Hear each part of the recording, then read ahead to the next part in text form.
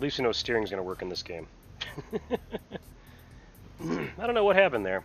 I had the all the controls set up in my summer car perfectly, but then I wanted to restart the game so that it would show the initial cutscene. I don't know what exactly happened there. So, those of you that stuck with us last time, you would have seen that we actually made our way all the way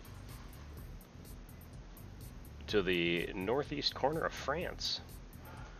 So we originally started down, we did all this Italy maneuvers, and we ended up in Praha, discovered that the ProMods install blocks the ability to do the special special transport. I have a plan for that though. I'm going to start a new profile without ProMods and do a few special transport runs. From what I understand, there are a couple runs that actually do work. I don't know which cities work though. I will research that and we will we'll look into that. So we also, in the last session, so that job earned us about 50 grand, and then I spent some money on my truck and so forth. The other thing we did last session was we hired a driver. We have Oliva here, who is, last I checked, she was on her way back to, oh, she's left Oslo and on her way back to somewhere else. On duty, she stopped to rest. She's on her way to WW Logistics in a 17-hour run, so she's actually started to make money, which is cool. So, what are we going to do this time around? Well, we're going to continue doing the same thing. We're going to find the best job we can find for the best money we can find, and we're going to explore the countryside. And it looks like we're going to haul a yacht. Looks like we're going to go down to Marseille for 52,000 euros. That should be a pretty, it's actually a longer trip than I thought, 1,200 kilometers. That will unlock a few cities for us though, which is cool. And I have not hauled a yacht yet, so this should be interesting. So 43 euros a kilometer. And actually, I did a 1,600 kilometer run last night. I think it took like an hour, or maybe less than that, like 45 minutes. So I'm not worried about that at all. So still got ProMods installed. We're going to keep it installed for now. I will start a new profile without ProMods. And we'll do some of these special cargo runs. There's my wheel way over that way. I'm in a resting place, but I don't need to rest. Alright, so where am I going to pick up this tractor? Oh, there we go. Turn our lights on. I got fuel. I've got no trailer. Got my parking brake on.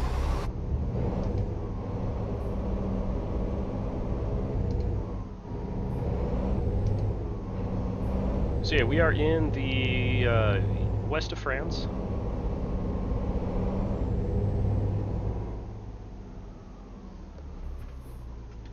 Couldn't find my turn signal button.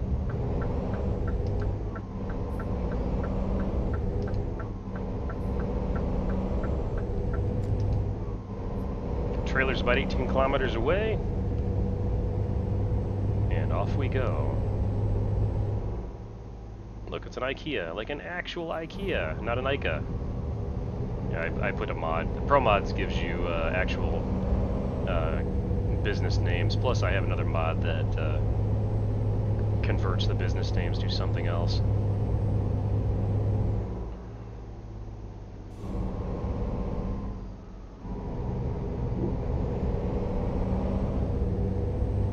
Track IR is being a little weird. There we go. Still being a little weird. Okay, that's much more.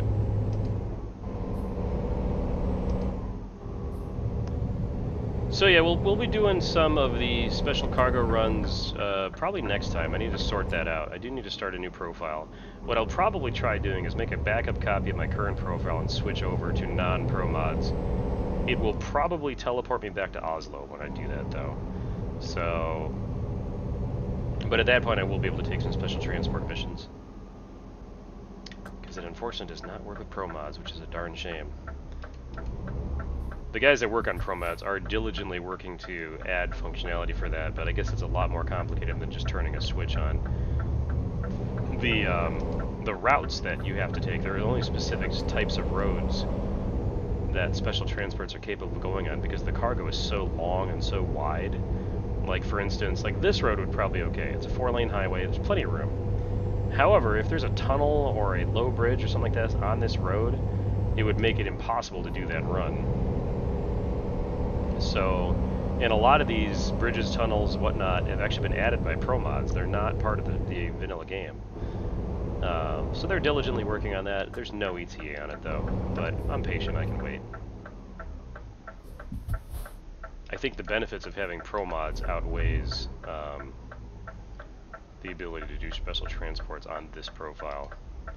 As I said, I'll do a separate profile, and we'll do a couple of them.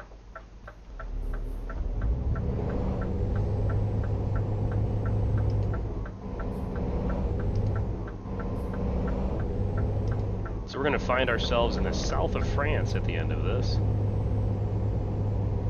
Right now we're going to this boat yard to pick up a yacht of all things. I haven't done a yacht yet.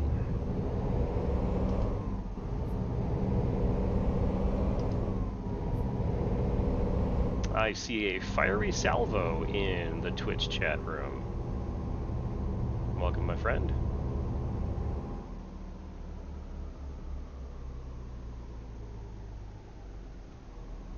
Look at that bad boy over there, just waiting.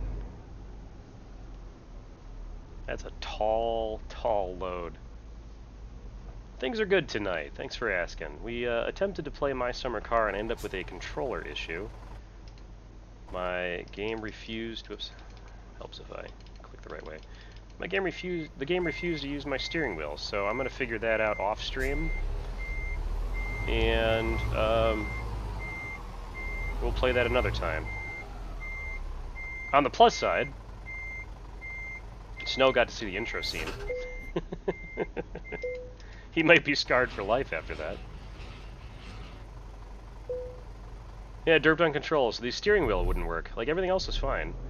But I couldn't get steer left, steer right to work. And then when it was working, it wasn't calibrated properly. Like, the center of the wheel was, like, way off to the left. His Snow's going into therapy. I don't doubt that.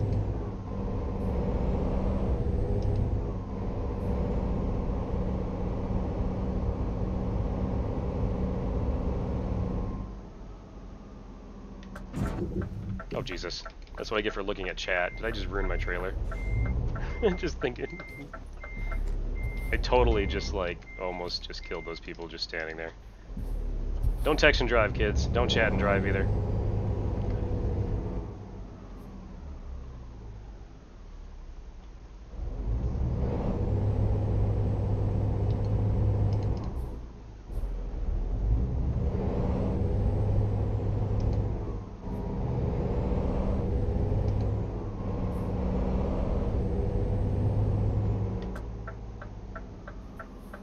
So let's check this loadout from third person. This is enormous. Look at this thing. It's like leaps and bounds taller than my actual truck.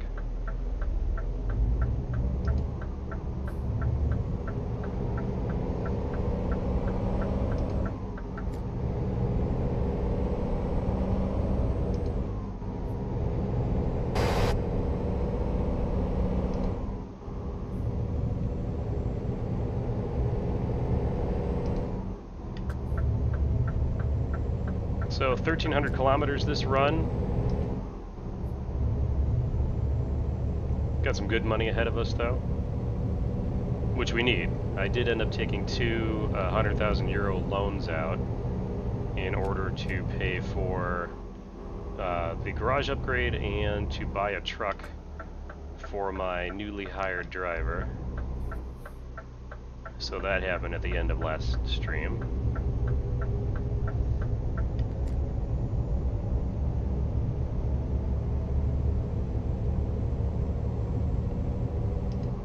So the goal at this point is get that loan paid off, only to shortly thereafter probably take out another loan and buy another truck and hire another driver.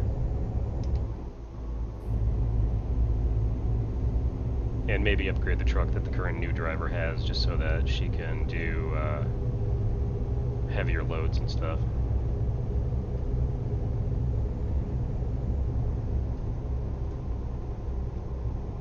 We're gonna have to go to the menu for a second here, because I've not hauled a boat before, so we need to commemorate this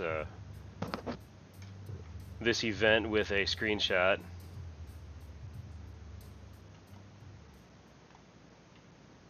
Actually, I think we'll... how are we going to do this? Yeah, we'll do it over this way, and we'll maybe take another one from the other direction, too.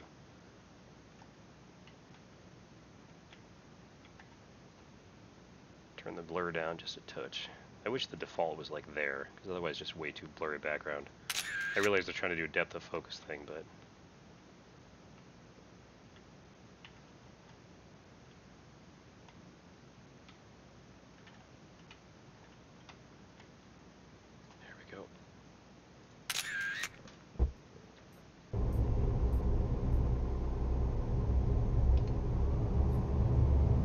I did discover that these missions, it puts a governor on the truck of 90 kilometers an hour. Like, you can't go any faster. Like, I have my foot to the floor right now, and I'm not accelerating beyond 90.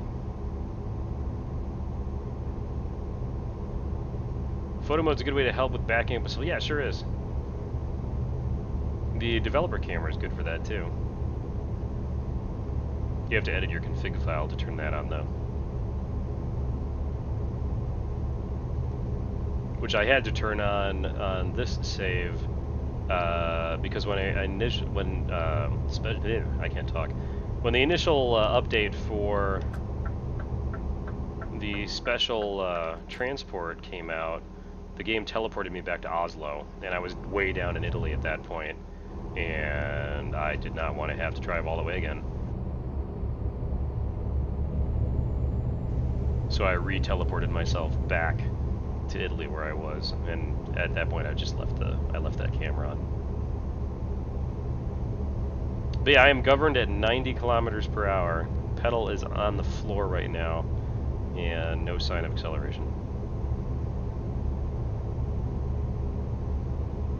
And that is a limitation of the World of Trucks jobs.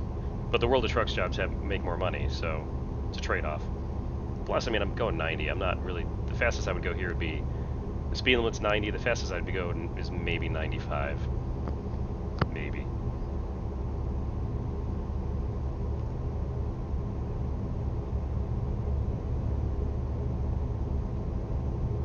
Well, the speed limit for me is... well, the speed limit on this road is 110 kilometers per hour. But the truck limit is 90, so I'm actually doing 90. I'm actually at the speed limit.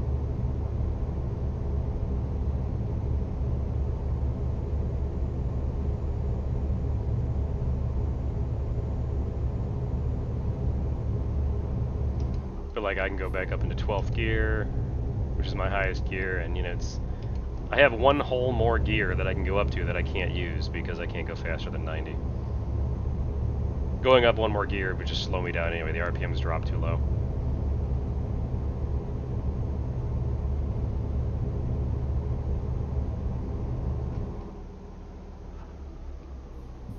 And you have stuff like this happen.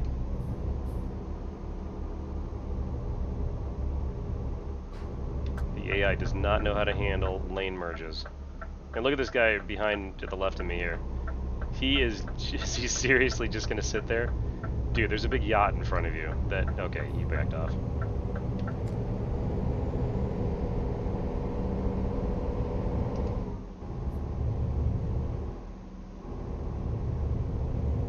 See, like, if this was a special transport mission, you could not go down this road. Would not fit.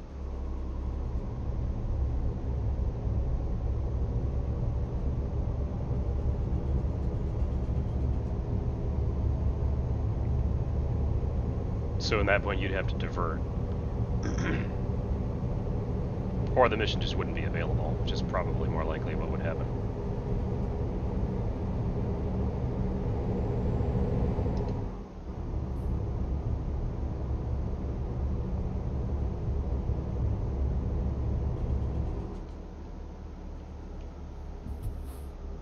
Must be time to veer back over to the right. Yep.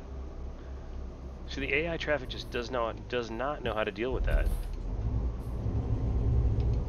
Any kind of lane changes like that, it gets confused.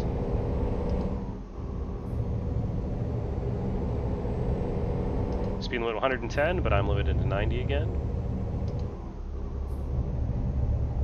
Well, I'm further limited by the governor.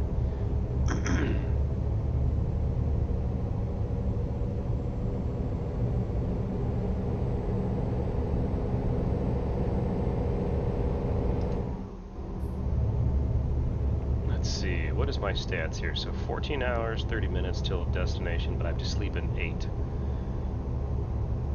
Okay. Looks like I'm on this road for quite a while. I'm going to try to hold off on resting until the last available moment because I want to rest when it's night.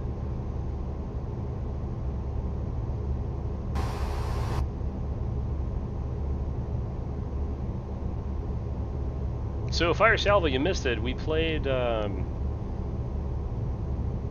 played F1 2016 with Mr. Goalie for a couple of races. He swept the floor with me. In both races, I ended up disqualified for one reason or the other.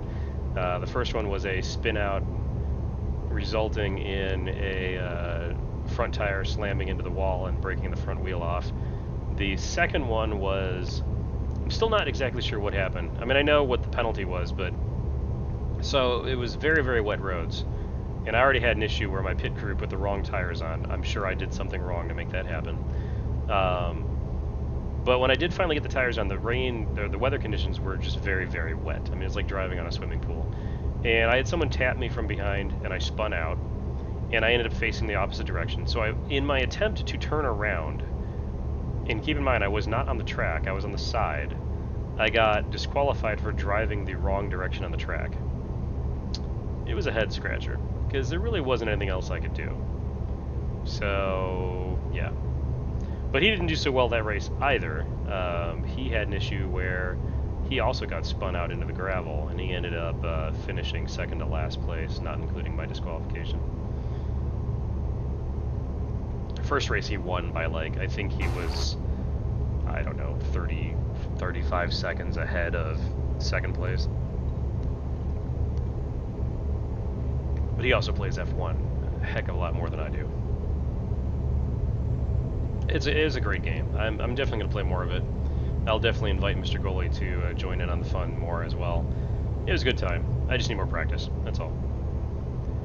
So he and I will probably do more racing games together between F1 and also I discovered this evening he and I both have Dirt. Not Dirt 4, but the Dirt Rally.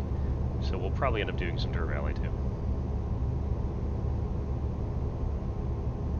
And I know we both have Grid and a few other older games as well, which are always fun to pull out.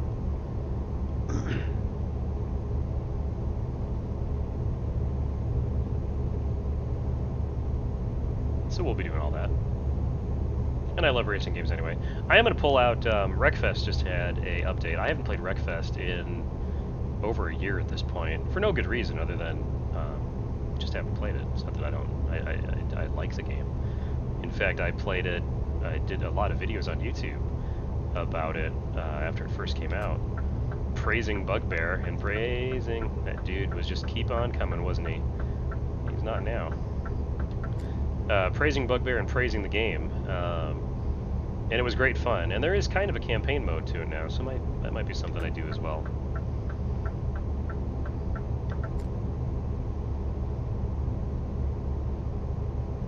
I needed to play ETS tonight, though, because of the relaxation factor.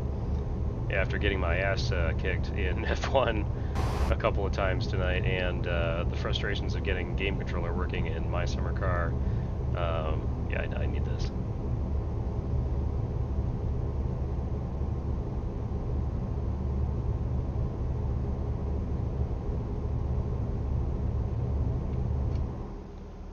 What is going on up here?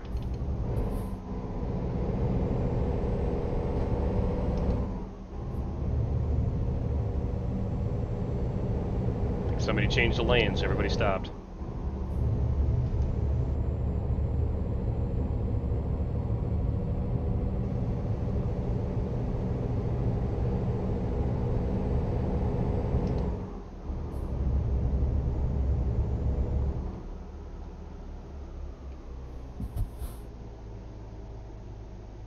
Oh, those are not. I went to the wrong lanes.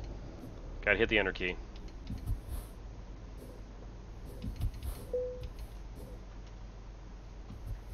I tried to go in the speed pass lanes or the telecard lanes, then you can just keep on driving.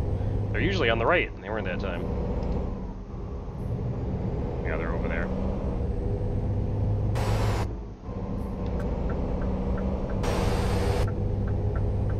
Stay there, a little white car.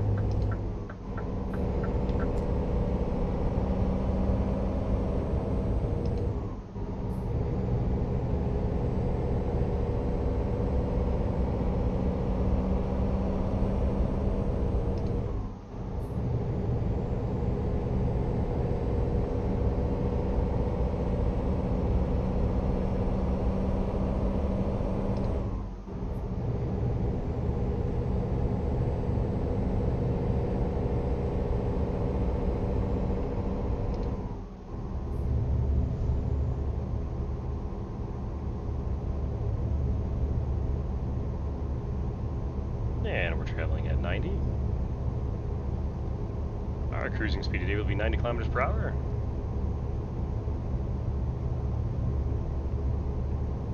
Yeah, we're already 100 kilometers. Already, or 1,000 rather.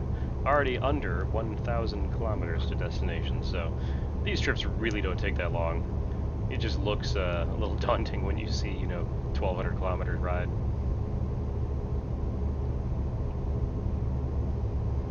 So, Snow Fox, where is your better half tonight?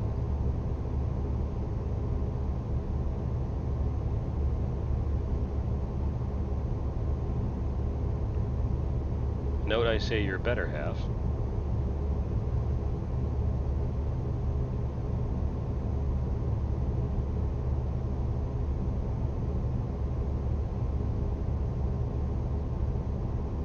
Starting to wonder if she passed out again. Yeah, could be.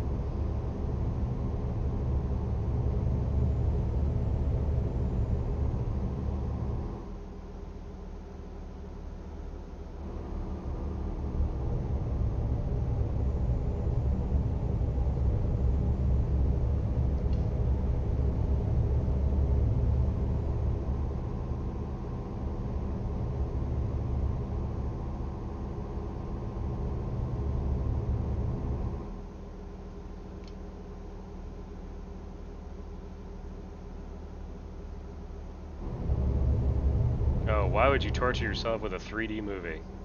I could have told you that.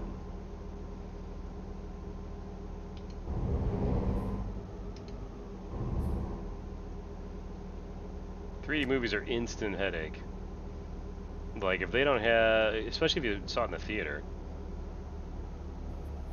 if they don't have those shutters, oh, you saw it, Star Wars in 3D. See, I would rather go to IMAX for Star Wars. 3D? Nah.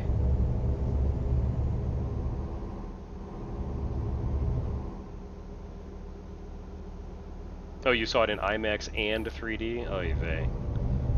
That's the double whammy right there. That's just asking for a migraine. Please, sir, I'd like my head to hurt so bad that I can't stand it.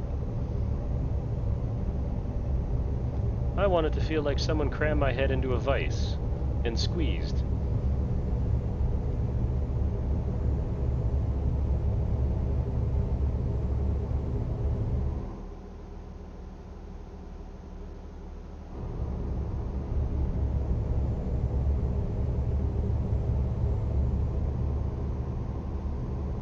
I'm off, gotta concentrate on this dungeon. Which dungeon would that be, Fiery Salvo?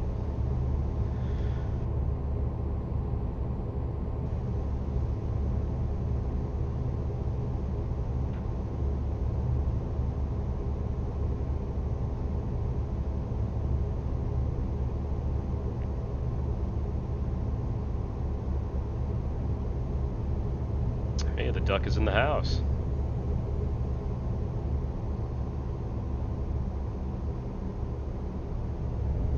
Yes, I know exactly that part, Snow Fox. Yes. Oh no, Fiery Salvo's playing WoW? Oh no, we may have lost him, folks. We may have lost the Fiery Salvo.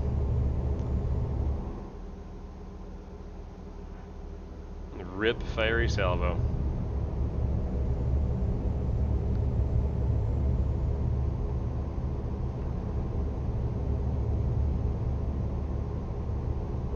You know, it's funny, Duck. I saw you come in. I see your chat in obviously see your chat, but your name never popped up in the people list yet. At least it hasn't yet.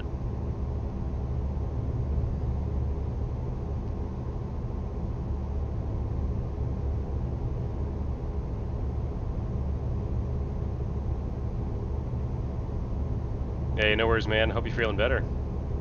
Good to see you. We are still on the road to 50 followers. 50 followers is Twitch's magic unlock for certain features that a channel will have. We're not quite there yet. I'm trying to migrate most of our YouTube people over here, but that is a long and arduous task, so those of you who are watching on YouTube, I invite you over to twitch.tv/multiplayergamers. Give us a follow. We'd really appreciate it. Oh man, been out of work all week with the flu. That is horrible. I am happy to say, speaking of just viruses and whatever, I think my voice is about 97% back at this point. I still have instances where it comes out, but about 97% of the time I think I have my voice. The strange thing is I don't wake up with my voice, but it comes pretty quick. That was terrible though. Those last couple of streams, you know, early this week and late last week, there were plenty of times where I was having to hit the mute button just to clear my throat or cough or whatnot, just to maintain the capability of talking. It's terrible.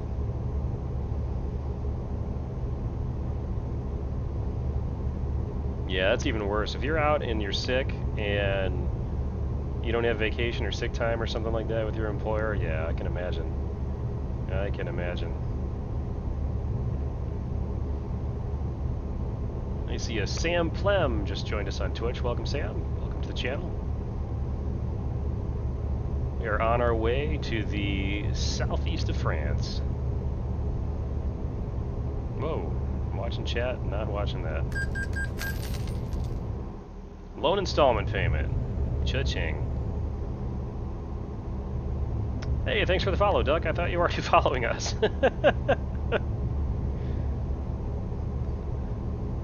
Here, I thought you already followed the channel. That's funny. We appreciate every follow we can get. While MultiplayerGamers.com has been around for a long time, we're really new, relatively new to Twitch, so we appreciate that follow. The road to 50. I should put a ticker at the top of the screen. I need to do that next stream. The road to 50 followers. Why am I driving to the south of France? I am towing a yacht, and it's going to the southeast of France. So that is where we're going. We got 783 kilometers to go. 10 hours and 5 minutes of game time. Probably about 30, 40 minutes of real time, if that. We are going to need to rest at some point, though. If I try not to drive off the road. We need to rest in 4 hours and 29 minutes of game time, so we'll do that. See, it's 12:29. We'll probably do that at probably 4 p.m. game time. Hey, Doug, that'd be awesome, man. I'd appreciate that. I am on a mission to try to stream something, at least something, each night. I was out Thursday night, which is our normal Arma, our normal, Lord, I can't talk. Our normal Arma night is when the entire group gets together. We all play Arma. We were supposed to stream that Thursday night, but I was feeling very under the weather Thursday night, so we did not stream that night. But aside from that, I think I've been streaming every night for the past 3 weeks, so at least something. Lately it's been ETS a lot. I mean, tonight we did Formula 1 2016. I attempted to do My Summer Car, but ran into controller issues, which I'll fix off stream.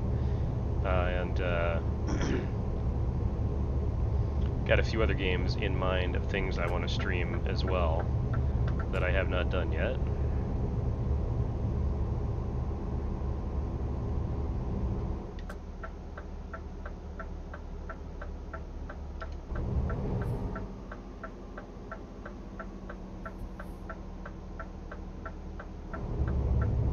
Is there any impediment for going faster than the speed limit? Yes, there is. You will get fined. The type of mission that I'm doing is, it's from worldoftrucks.com, which is the online link to ETS, which those missions actually put a governor on your truck. Like the fastest that this truck can go, regardless of where my foot is on the throttle, is 90 kilometers an hour, which just so happens to be the speed limit. Normally, I'd like to do at least 5 kilometers over the speed limit just to pick up time. But because of the governor on the truck, the fastest I can go is 90. Do you get a ticket? Yes, you do. You get a ticket and a pretty hefty fine, too. So, depending on how fast we're going. And the fine ratchets up with every kilometer over the speed limit you're doing. So, like, give you an idea, right now, my foot is on the accelerator all the way to the floor, but I'm governed at 90 kilometers just because of the type of job this is. Now, if this was an 80 kilometer an hour road, I could easily go up to 90. I'd probably get a ticket. And in that situation, I'd probably go 85. Oh, you were telling him that. Got it. I can only glance over at chat, because if I look at it longer than a glance, bad things happen. Like, for example, this white bus here, I'd probably just, join him in his front seat by looking at the chat too long.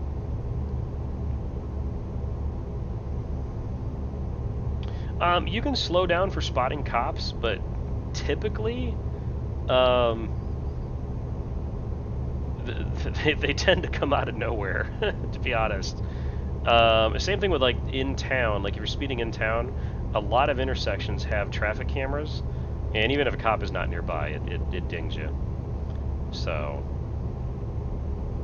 but yeah, if you see a police officer and you're driving alongside him, you can slow down. They do give you a little bit of leeway on that speed limit, but if you're over, I think it's if you're over 7 kilometers per hour, the speed limit, they nail you. Which I typically go over 5, just as a matter of course, only just to make up some time. But like if you're going downhill or whatnot, your truck will at that point accelerate past that 5 mile an hour limit that I like to keep myself at. And then you end up going faster, and then all of a sudden you have a speed ticket. So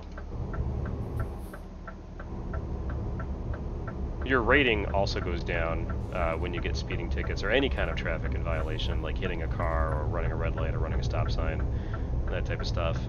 And your rating goes down. And if your rating goes down, then as you need to repair items on your truck, and not necessarily because of accidents or whatnot, but just normal wear and tear, your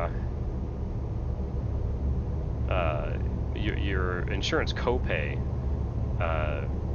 kicks your butt. Basically, I'm going 9 over there. You end up paying more for your repairs because your insurance isn't covering the bulk of the amount anymore. So there's lots of reasons to follow the rules of the road, so to speak. Have I looked at Fortnite? I have not looked at Fortnite.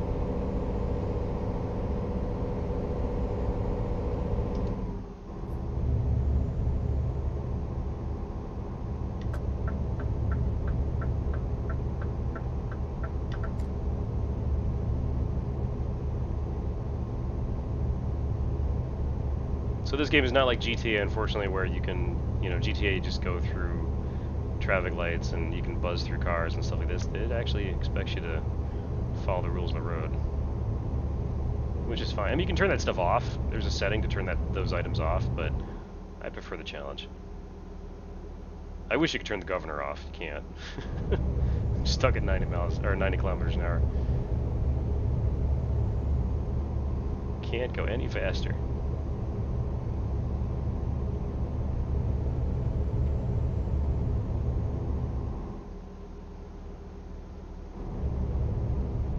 So we should have about 2 hours until rest. Yeah, 2:38.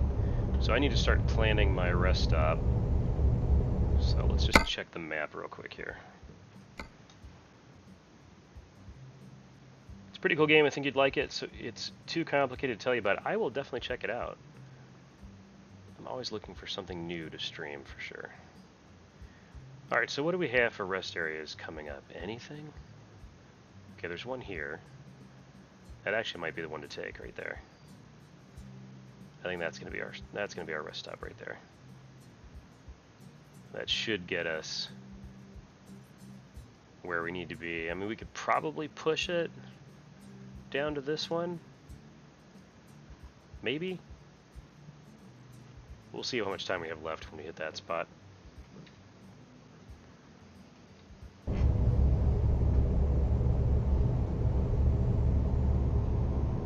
Yeah, I'll check it out for sure. I'll check Fortnite out for sure. What genre of a game is it?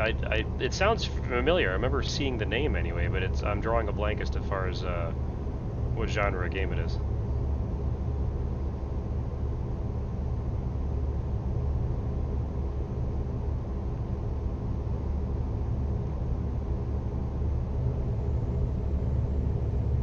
Could pull over and rest here too, but I think that's too soon.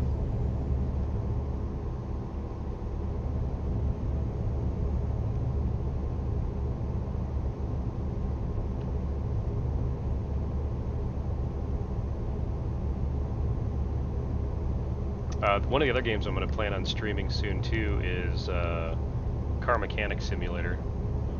Although from what I understand, it's a bit grindy, so I don't know how interesting that will be from a stream standpoint. Hey Snow, thanks for stopping by tonight, man. You have a good night and hope your headache gets better. Go sleep off 3D Star Wars. Glad you enjoyed the movie.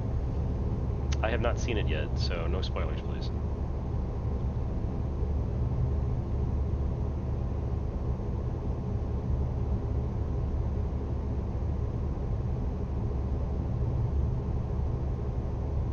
To build a base and defend against zombies. Oh, okay. So is it kind of like 7 Days to Die then? That type of thing? Luke gets eaten by a polar bear. I don't like you anymore, Snow. Don't even say that stuff like that. Everybody's a comedian.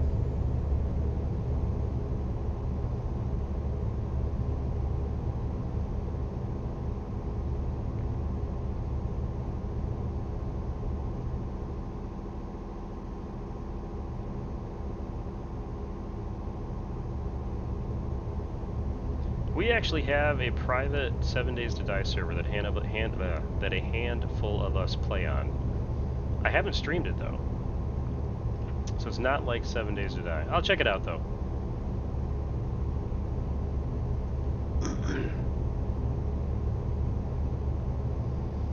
Fortnite.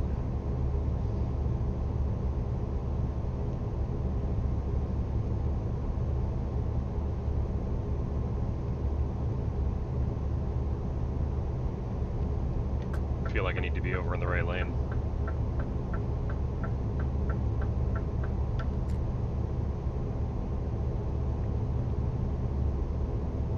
So I shall be. Just in time for a little yellow, little tan car to just whiz past me like I'm standing still. Oh, the yawning has started. Let's see where our rest stop is. Should be coming up pretty darn quick. Because I have hour and a half left until I have to rest.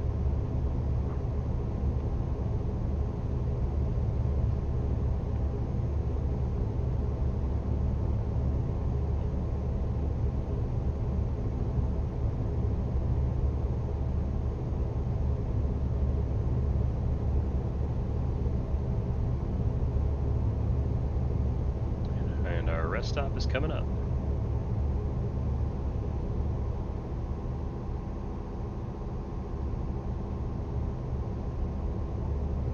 I really wish I could go faster than 90. This governor thing stinks. Alright. There is our rest stop coming up. I should have plenty of time to get there. I hate that yawn. It's so loud.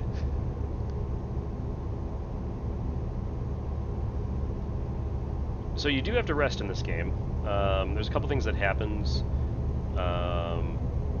You will get fined for sleeping past your serviceable hours in a day, because you're being unsafe.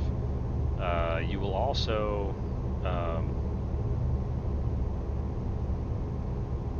fall asleep at the wheel, which you don't want to do.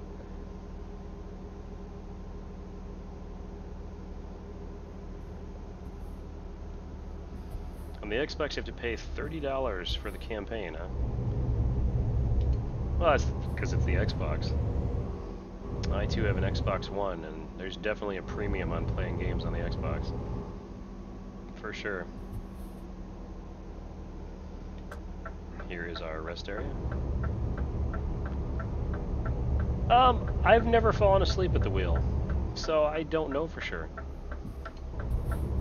I've definitely gotten hit by the fine, and the fine is hefty. It's a couple, you know, two to 10,000, depending on how tired you are.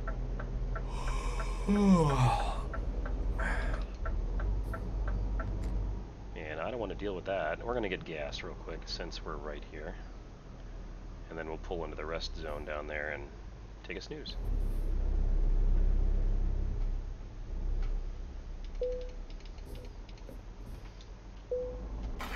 We don't need the fuel, but it never hurts to top off. What happens when you are starting to get really, really tired is your screen starts to fade out as if you're blinking.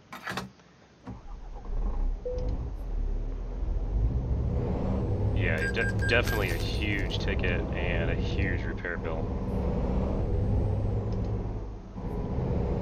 The repair bill is no lie. I mean,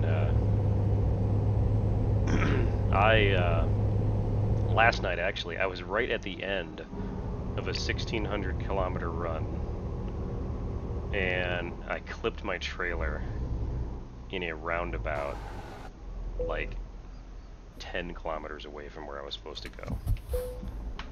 And I did 15% damage, which ended up costing me 18,000 euros. I don't know. The boat, I'm a little concerned about the height of the boat. The boat is definitely very tall. No, my driver leveled up. Hang on, let's check, let's see what she did.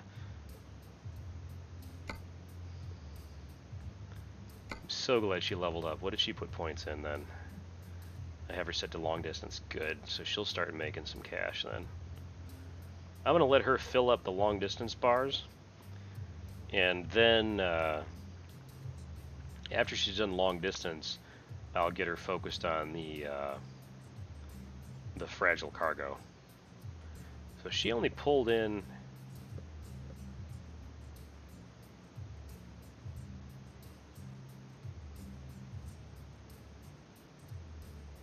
I got that game, so no joke, my light fired itself about 8 away. Nice.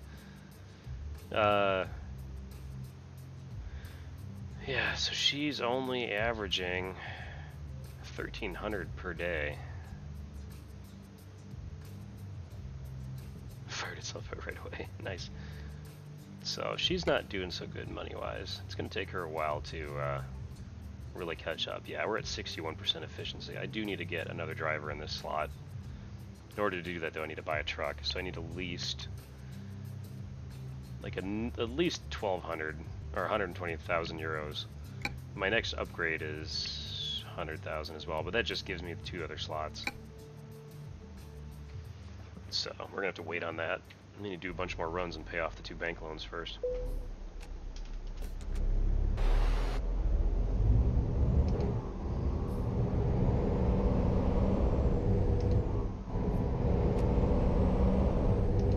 It is 1 a.m. driving in the dark. I so much prefer driving in the daytime. The maps in this game are so pretty.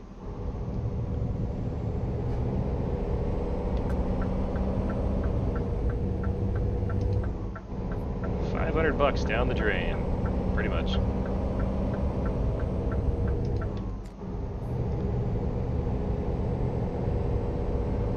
All right, 450 kilometers to go, 5 hours, 57 minutes. I should not need to rest again. Nope, I have 10 hours until I need to rest. Just keep the brights on.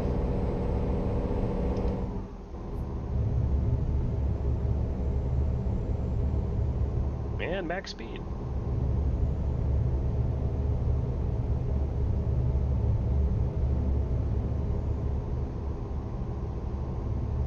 So at this point, I'm just taking jobs that have the best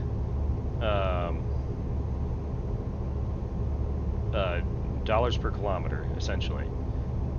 Those are the most efficient runs to make the most money.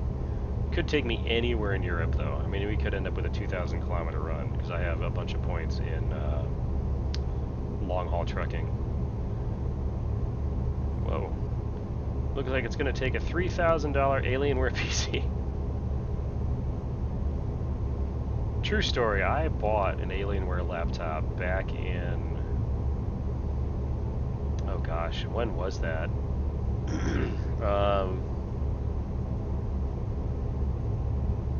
Trying to think here. I think it was 2006? That's right, you stay there, please. Thank you, sir.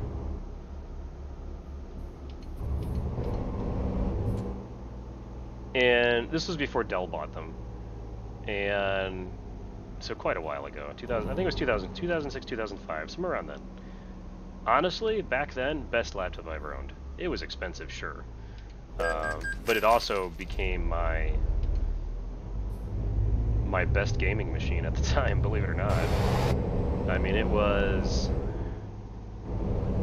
I mean, by today's standards, it's nothing, but it was an Intel 2... Ah, what are you doing, dude? It was an Intel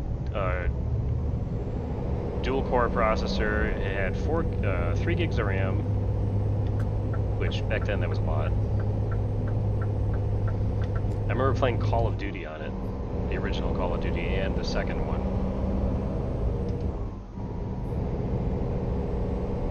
Alienware is now Origins. When did that happen? I thought they were owned by Dell. Pretty sure Dell makes the hardware.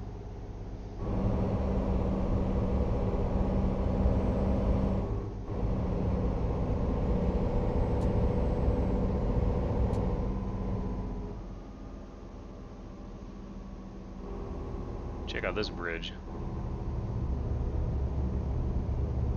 Makes me a little nervous with this big boat sticking out the top.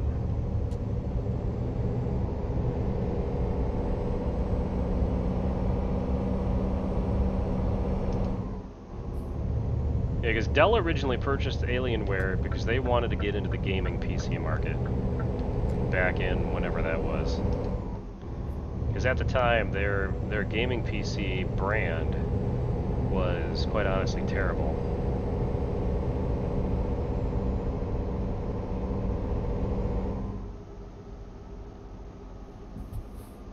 Oh, Alienware, I get you. I see what you're saying.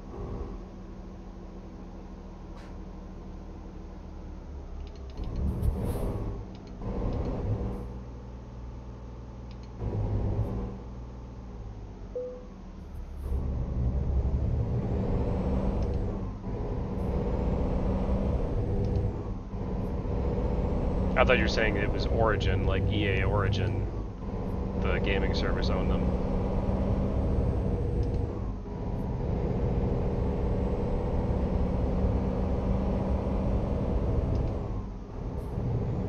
Oh, you can build a pretty decent PC for not a lot of money, especially some of these micro PCs or like these mini ATX machines, like people are putting on their television sets.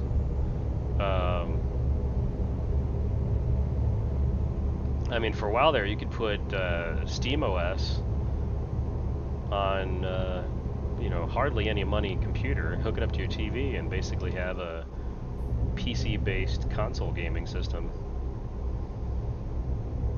that you can stream games from your actual PC if you have a second computer. Fully desktop, huh? Interesting.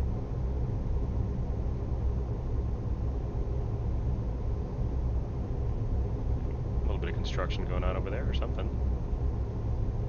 Not sure what I'm looking at over there. It's kind of weird.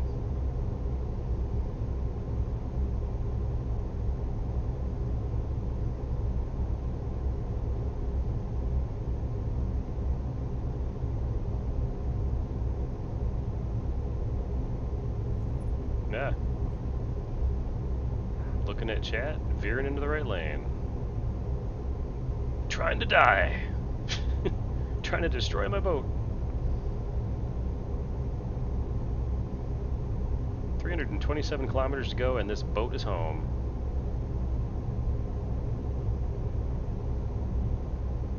Oh yeah, for sure. Yeah, for $111, you're not going to get a complete setup. I mean, hell, a decent gaming mouse is like $50 now. You know, for a low-end gaming mouse, which I think is just insane that they're that expensive. You know, $50 for a gaming mouse, or if you want a really good one, you're going to spend in like 150. I mean, like my steering wheel that I use was not cheap. We got a Logitech 933 with the pedals. I do not have the H shifter though. I would like to have that.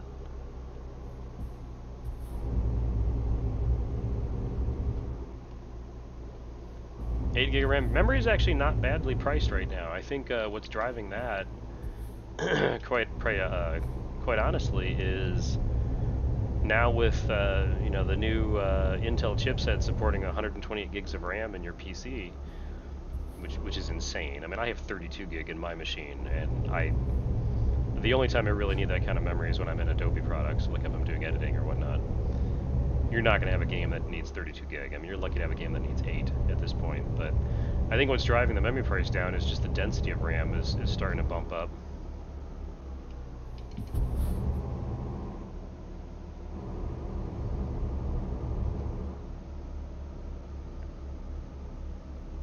I wish this white car would decide where it's going.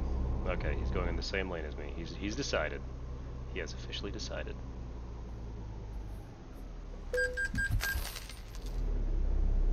You know, I need to check something. I think I still had a map marker down for that secondary resting stop. Yeah, I did. Need to get rid of that. There we go. So we are heading down to Marseille, way down here. There's my truck. I think you guys saw my new vinyl skin. I put a winter theme on it. I think it looks pretty cool. And unfortunately the windows block it off, but there's the northern lights are all up in the sky too.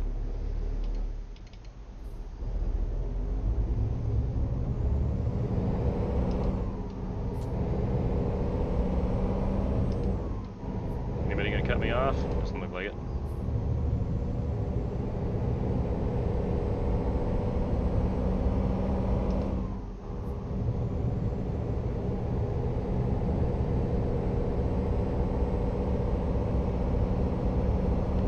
Something you can download and run over 200 mods on a Minecraft Feed the Beast server. Yeah, that takes some RAM, man. We have a private Feed the Beast server. We haven't played on it in quite a long time, and we've never streamed on it.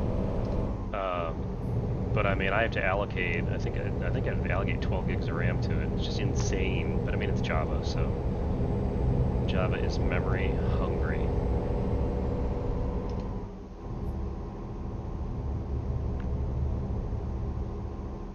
And that's not my PC running that. That's actually a server that we have it running on.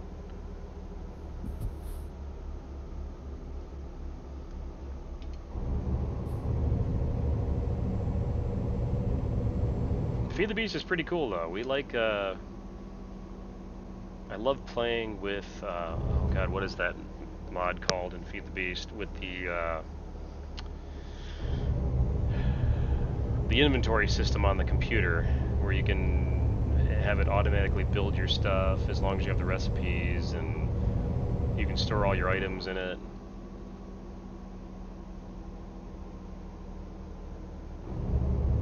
Oh, Direwolf was cool, yeah.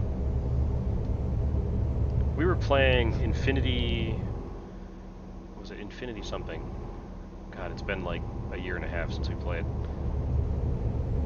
Infinity Evolved? I think that's what it's called.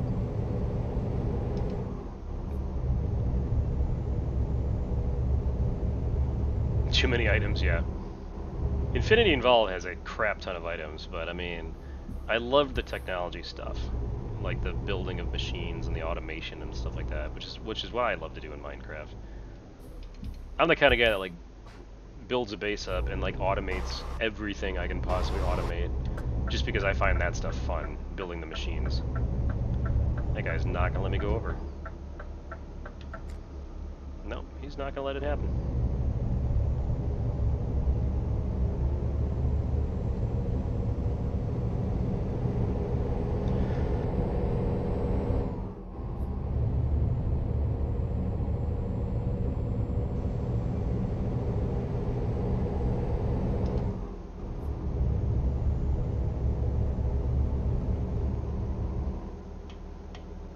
Traffic is tightening up again. Ah, toll road, that's why, or toll booth, that's why.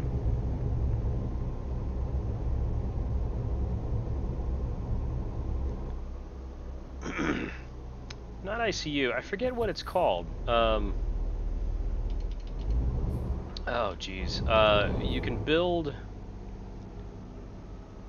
like you have drive, disk storage, and the disks hold a certain number of items, a certain number of certain type of items, certain count of type of items, and then a certain number of stacks of those items. So you like, that's your primary storage, is that device, but you can store fluid in it and stuff like that as well. There's even a structure you can build where you can build a basically a replicating station where you can build an object within these confines. So you place these 4 towers, and then within the square of those 4 towers, you can build an object in there. You can store that object in the inventory of this system, and then you can clone it later as long as you have all the materials in the system. So like if you have a, I don't know, like a complex circuit, a redstone circuit or something like that, you can store it and clone it later.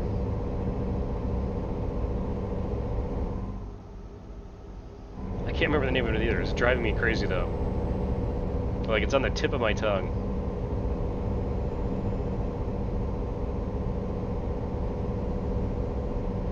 But that's the kind of stuff I like to do. I like to work my way up to get to that point where I have that complete system up and running. And then I do things like automated wood harvesting for generation of coal or just power in general. And then you start building solar panels for electricity and stuff like that.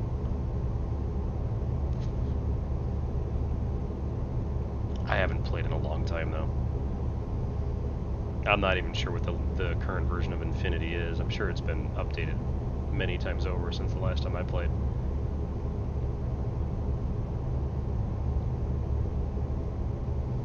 And then my favorite place to go in there is the Twilight Forest, just because I love the diversity that's there. That's one of the other mods that's part of that pack, is the Twilight Forest.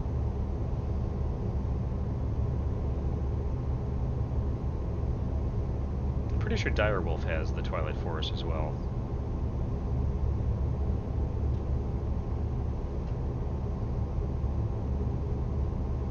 You dig a 2x2 flat hole in the ground, fill it with water, and throw a diamond in, and that's how you create the portal to it.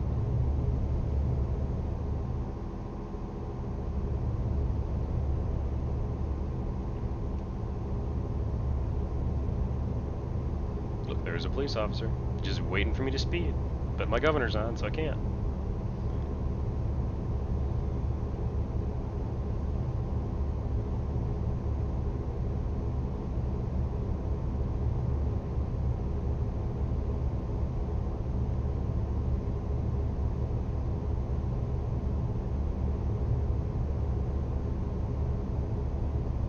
Like all of us trucks are going 90. We're just kind of clumping up here, which you don't like to do because the AI in this game loves to slam on the brakes when you get too close. Just loves it. Loves it. See, I'm getting too close, so we're gonna go over here. TNT, sure we can. Interesting slogan.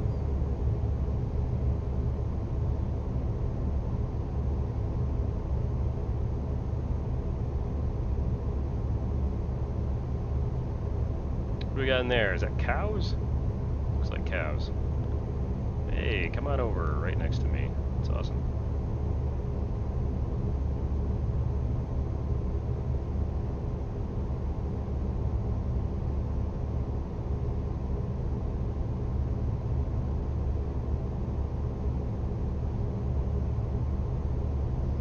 Hey, Doug, have a good night, man. Thanks for stopping by. Appreciate it. We'll see you next time.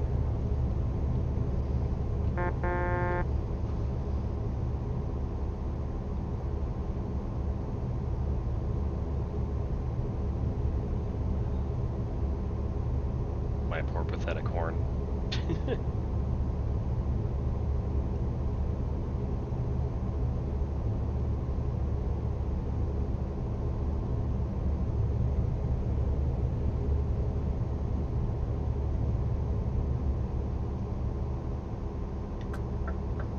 Get big out in the middle lane where I'm a little bit more comfortable.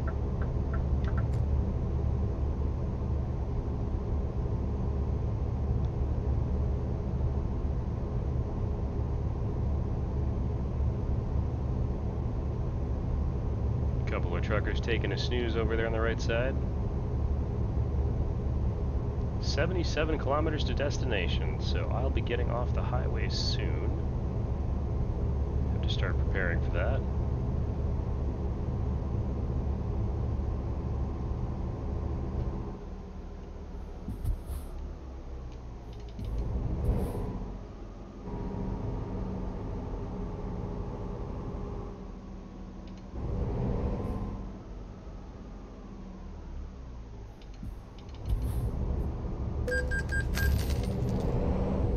€66.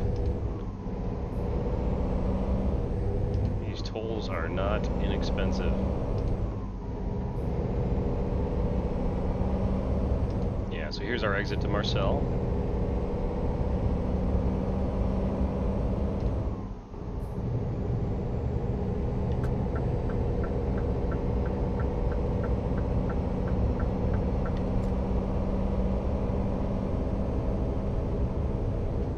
I was about to say I'm going to watch my speed now because I bet it's going to go down, and sure enough, didn't even get a chance to say it, and we're down to 50 now.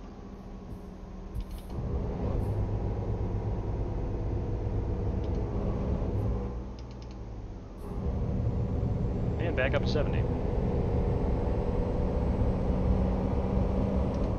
I love the on-ramps out here. They all do that too, where you slow way down just to speed back up again. There's the exit to Nice, which that is not where we're going. I think we can turn our lights off now. We'll keep the trailer lights on though.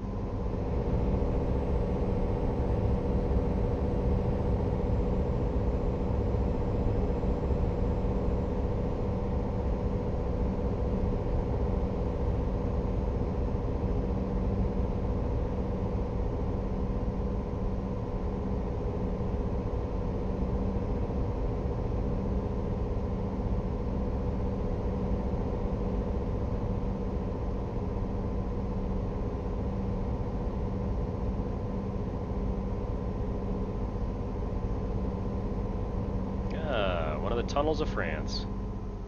These tunnels are so well done. At nighttime, they're really cool. They all lit up. Most of them are all lit up. Yeah, so there's lights up in the ceiling, but it's daytime, so they're not on right now.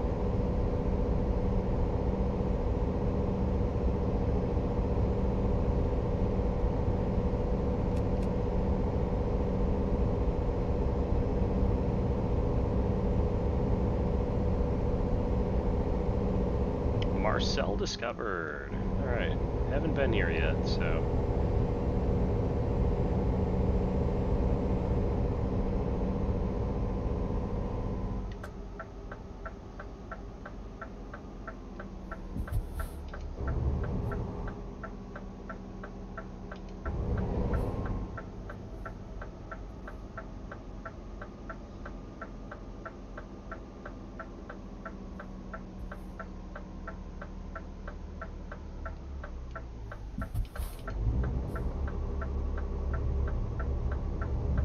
We went from 30 back to 90 kilometers an hour there.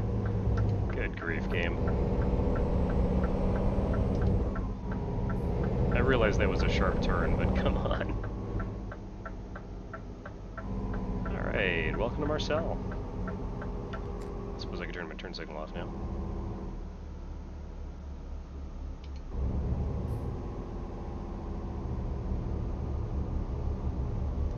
That's the marina, but it apparently is not where we're going.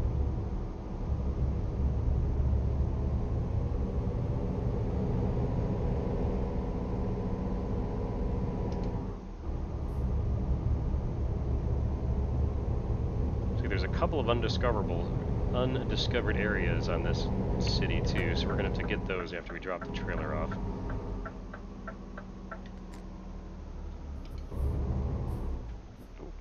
Oh, I thought he was going for it, and he didn't.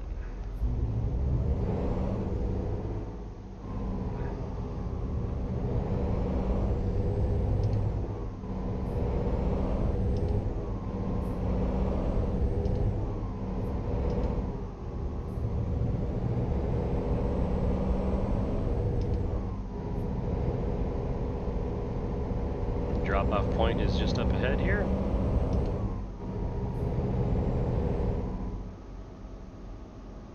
Do a little speeding through town, sure, nobody will notice.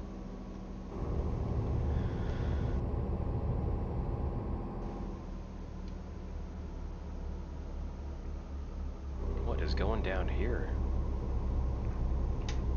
Where is that GPS? Oh, okay, it's just a loop around. Like, where's the GPS sending me? Holy cow. All I saw was the GPS line do like this weird circle. Okay, so we are down by the dock. Just a different one.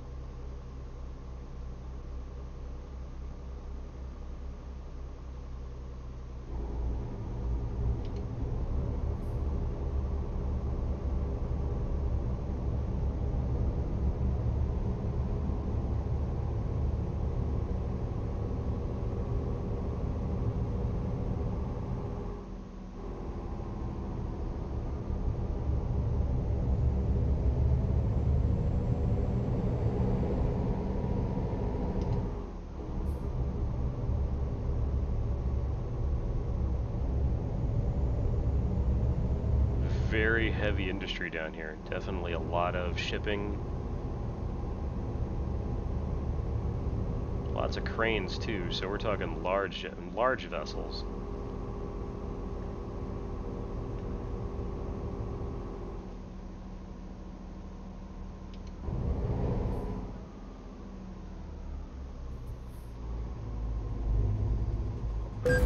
What? Are you serious? Somebody just clipped me. Somebody didn't lead the I just got 2% damage. Always at the end of the trip do I get some AI character decide to cause me grief.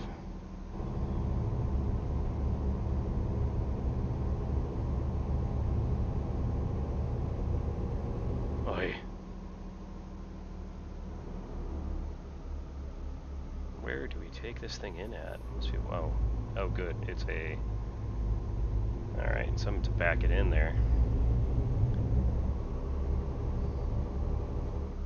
Here's our entrance right here.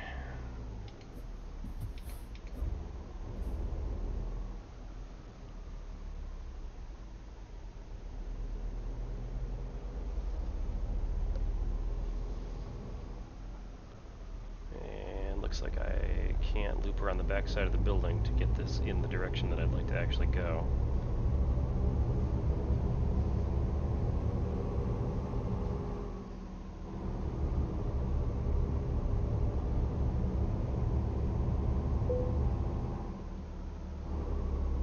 The question is, do I have enough room?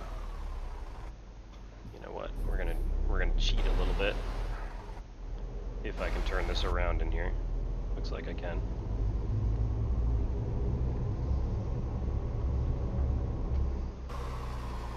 This will make my life a little bit easier doing it this way.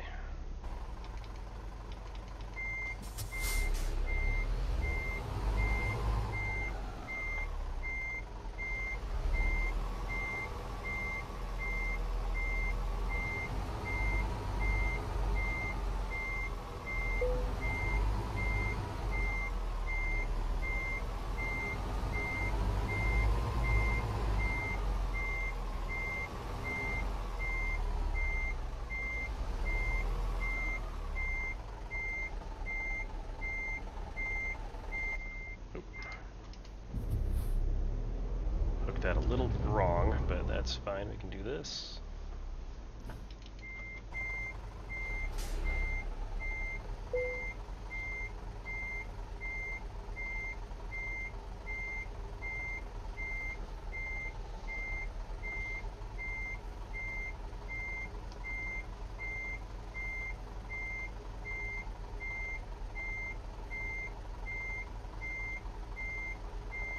This is such a long trailer, too.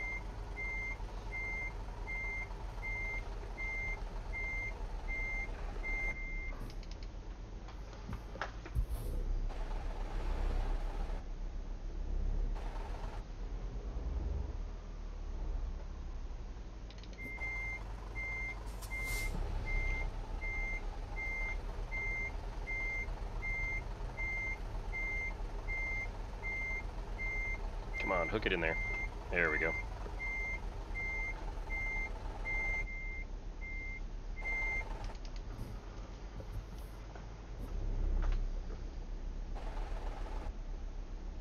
Hello, names on YouTube. Welcome to the stream.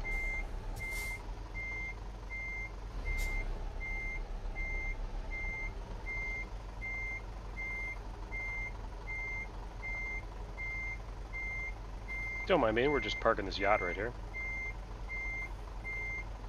Might have to jockey it over. Oh, don't. Good. Alright. Have a boat. How bad is that last little strike of a car going to hurt us? We got excellent. Oh, it didn't hurt us at all. There was no damage. Names, do I play online? I do. I'm not playing online right now. But yes, I certainly do on occasion. I am currently playing on ETS with ProMods installed, and ProMods does not work online, so that's the only reason why I'm not online at this moment. But yeah, I play on Truckers MP quite often. So what do we end up with here? We got a fragile cargo bonus, rank 1. We need to get that rank up. 52,000 euros. We desperately needed that, and we hit level 12. So even better. So what are we going to put our points in? Kind of thinking another point.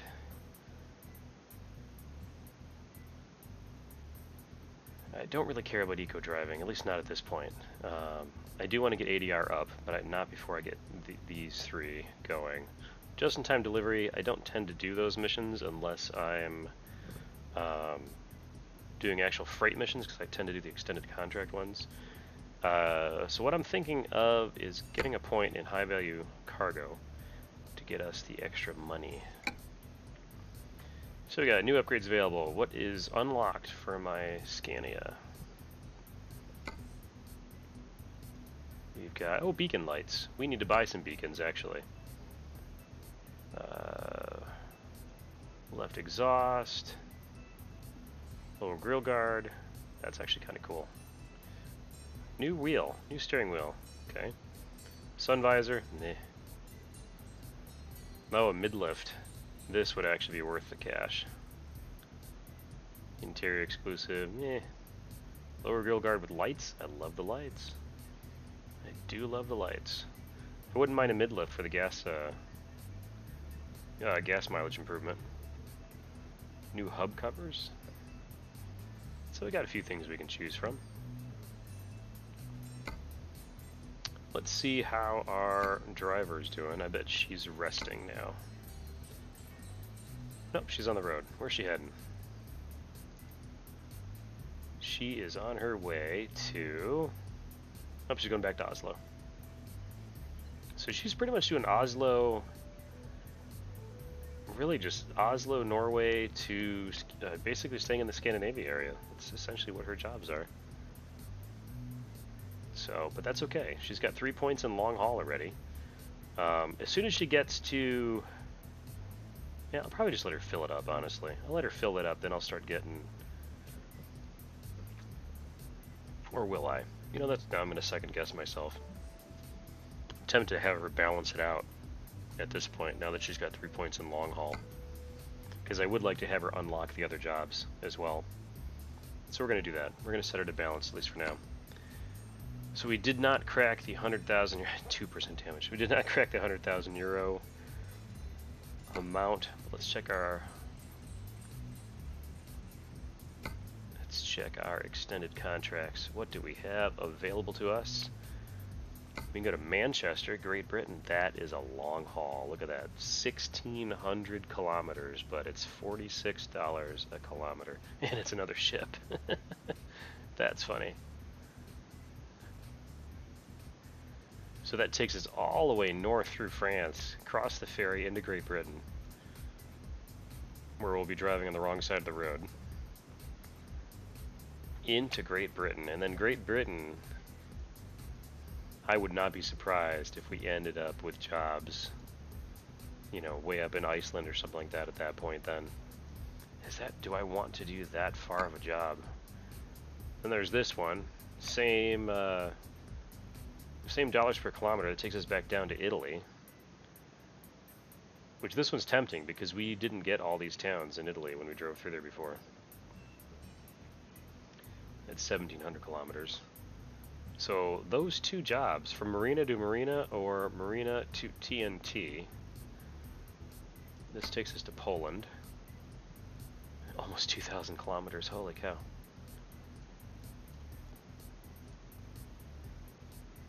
That is a long run, man, right there.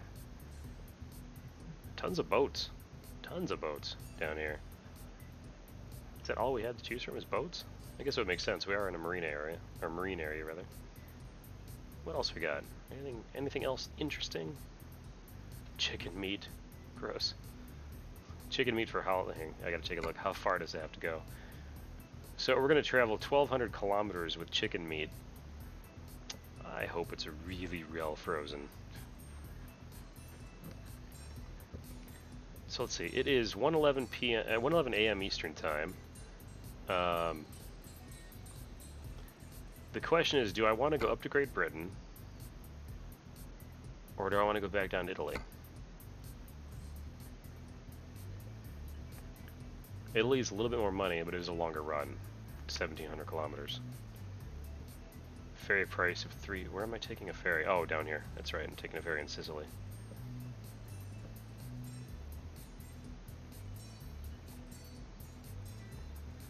Decisions, decisions, decisions. You know, I kind of want to go back to Italy. And then who knows where Italy will take us.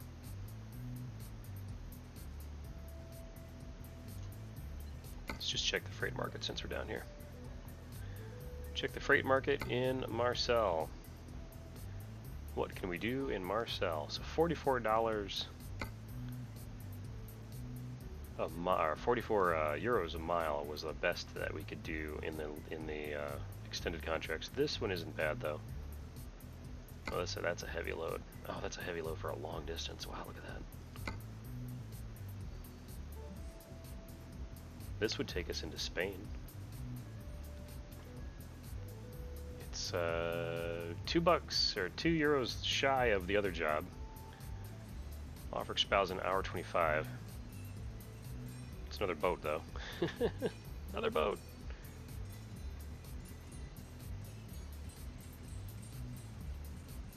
Don't have a lot of cities unlocked around here.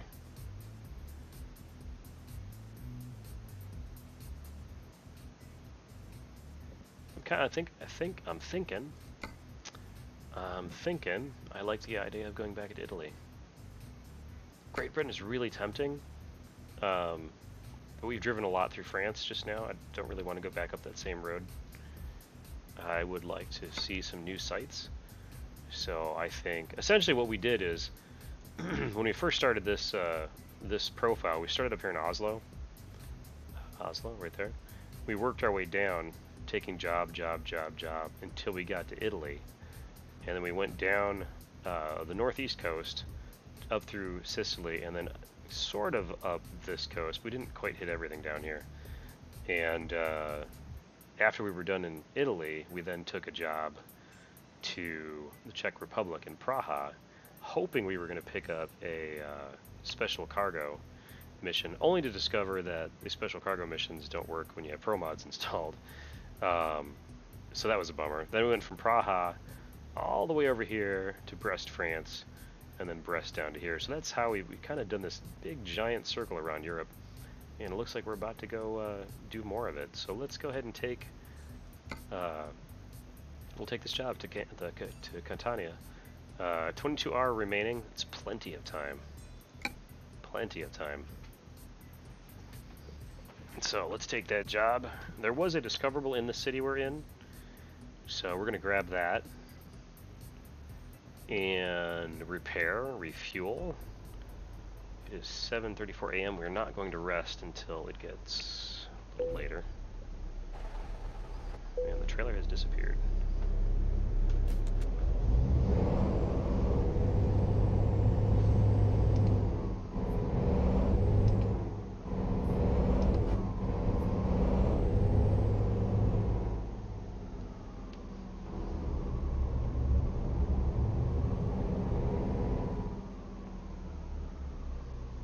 Get that, where's it at? Okay, so we're going on here first. We'll pick up the trailer first, and then we'll nab these. We'll grab, come on, go away, there we go. We will grab that one, we'll grab that one, and we'll repair, and then we'll loop. Yeah, we'll do that.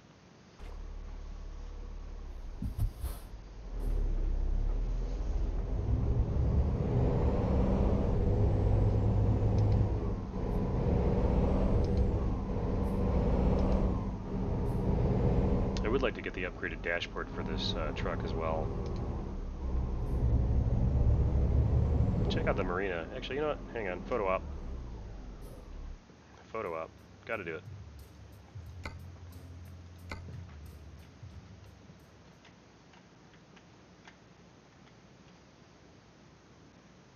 I do want to get those beacon lights for this thing too, for when I'm taking heavy cargo.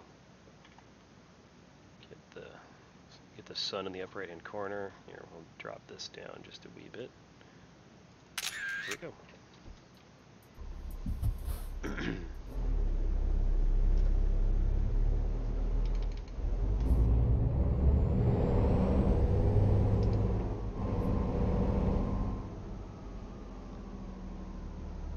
You know, we're right here. I think we better just grab the trailer right now. Silly not to. Where is it at? There she is. It's pretty much the same thing that we just had.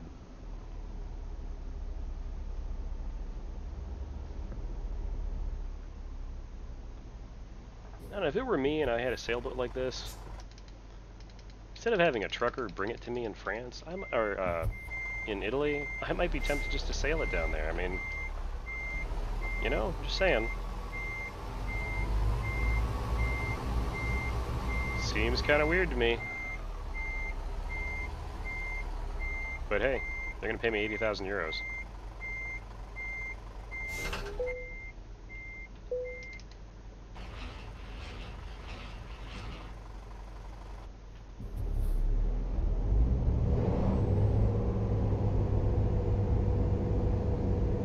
I'm not going to complain about 80,000 euro.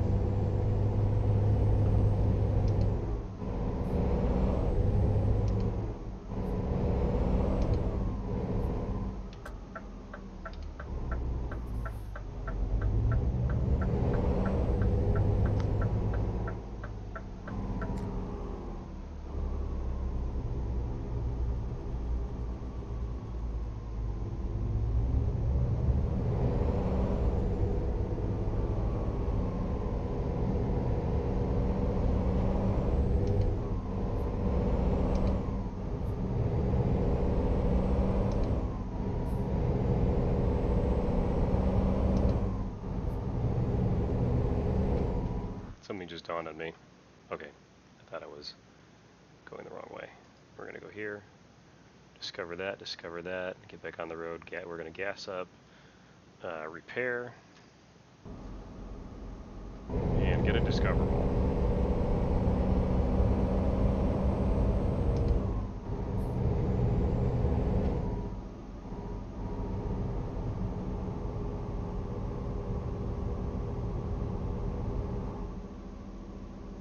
would like to work my way back up toward Norway as well.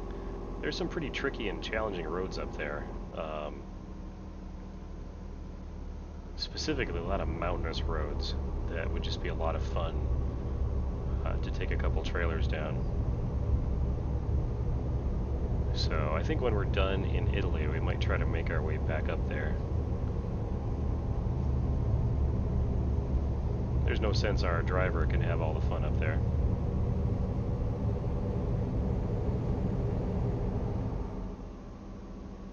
Don't do it.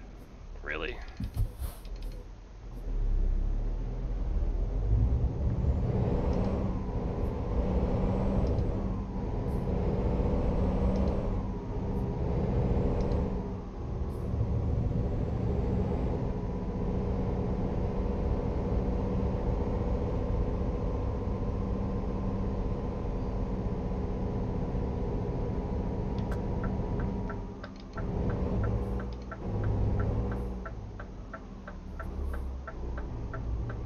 Wide because that bus is sort of in my way there. Make sure I'm not going to clip him.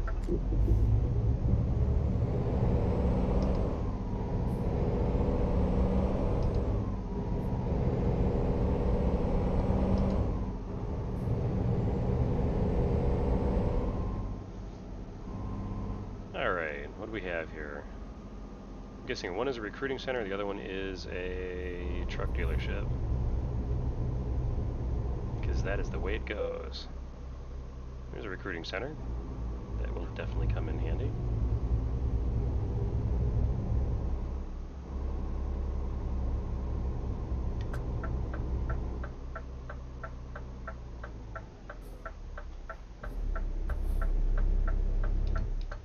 I did not trust you to not continue going, even though you have the yield and I have the go. There's a truck dealership. Oh, and that was the repair center I needed. That's unfortunate. Okay, you just don't worry about it.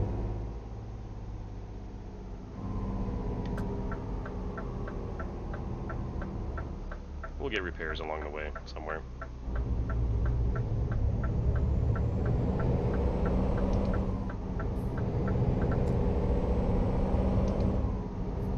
And up here is a garage that's for sale.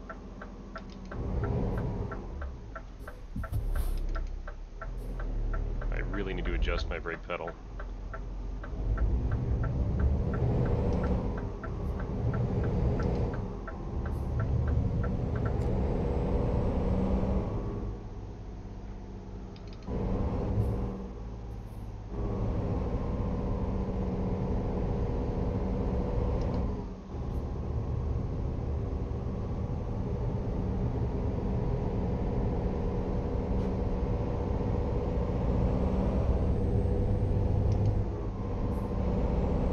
I pretty much took that entire road.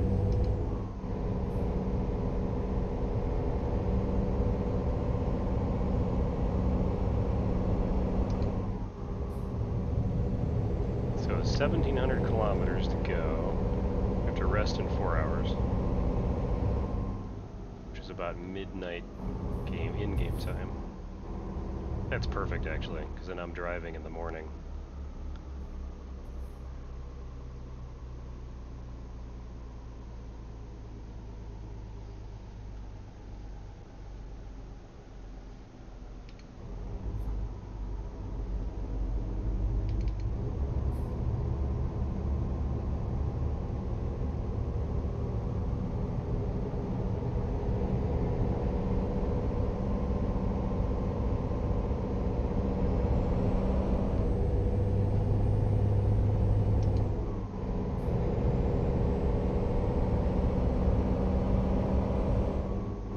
This guy's gonna stop up here because it's a merging lane. They always do it.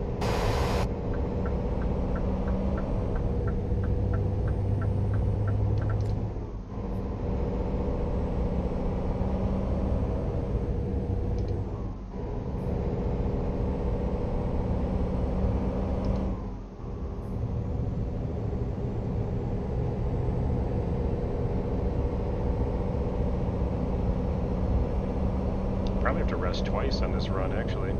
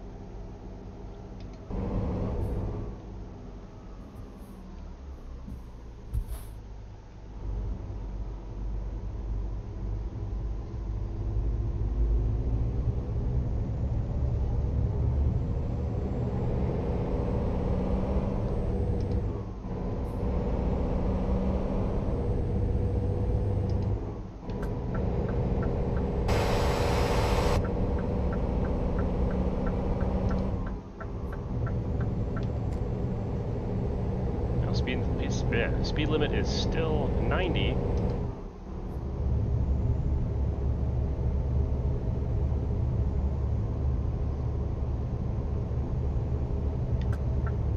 Really need to be in the right lane, and I'm kind of...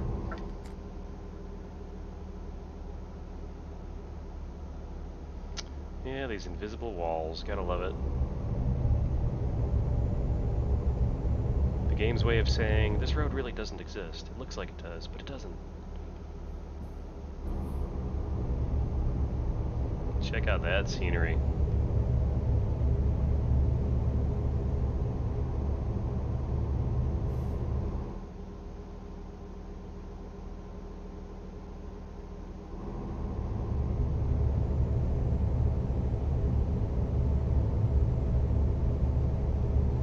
We'll be covering a lot of roads we've never been on before, which is always a bonus.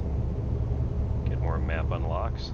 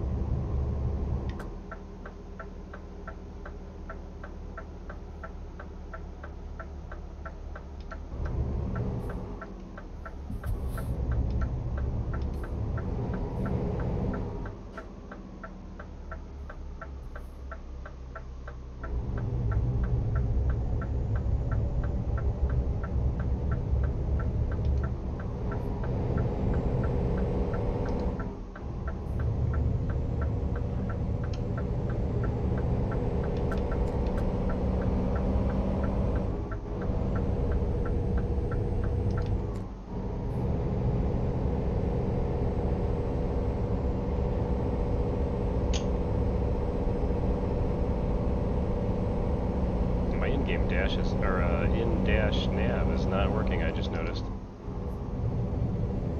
Otherwise I'd be using that instead of the on-screen one. Oh, check out the bridge. That's cool.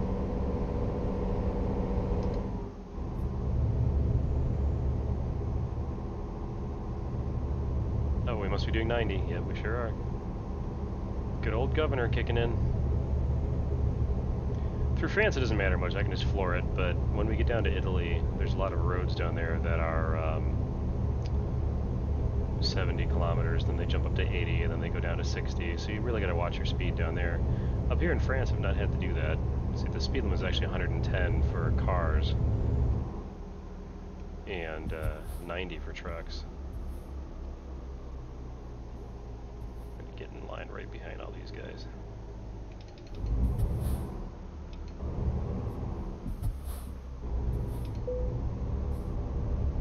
Toll will be paid at the end of the toll road.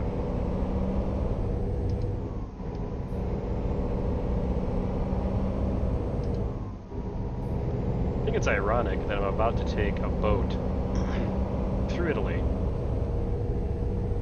on a ferry to drop it off in Sicily. How about we just put it in the water in Italy? Sail it to Sicily, or I don't know, sail it from France. Sue Smith, how you doing on YouTube? Hi, do you guys still play Arma? Yes, we do. Every Thursday night we play Arma 3 Zeus missions, and we are live on Twitch and YouTube Gaming. There will be a video coming out at the beginning of the year, beginning of 2018, explaining more about where our videos have gone on YouTube and what the future for our game streaming and online presence is going to be, and why we're doing it. So look out for that right at the beginning of 2018. We're still very much around though. We're not going anywhere. We just play a lot more games than we did before. We used to be exclusively got confused. We used to be exclusively there is no way you could make that turn. We used to be exclusively Arma, but there's a lot of other games we play, and we've been starting to stream more and more of those other games, which is why I'm playing this game. But yeah, we haven't given up on Arma. Every Thursday night we are streaming live. This might be a little sticky to get in here with this big trailer. We'll deal with that in a second though.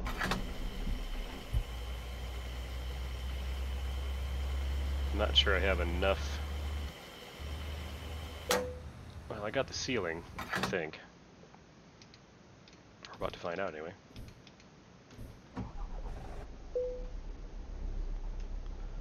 Is this gonna clear? That's my front wheel hitting the curb. Oh ho ho ho.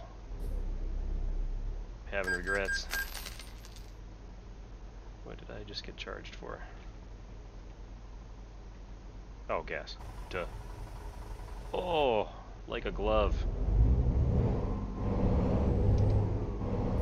That was tight.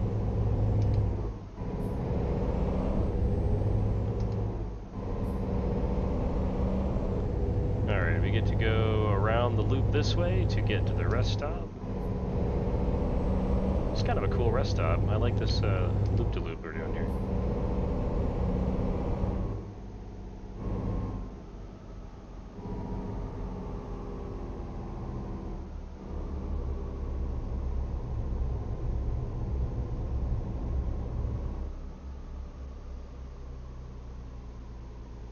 I'm going to pull way forward, and we're going to try to take this style right here. Trailer's probably going to end up taking two.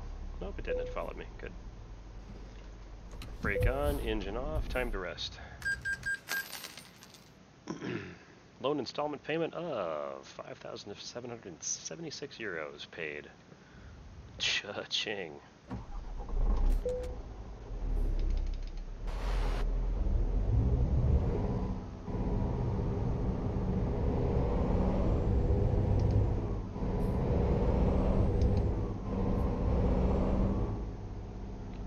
Figure out where I'm supposed to go here.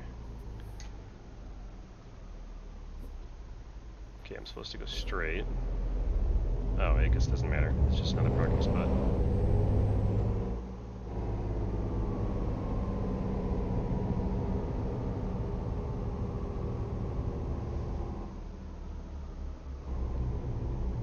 I'm going to have to take this way wide as to not clip that railing over there. So close. Anybody coming? Nope. Yep.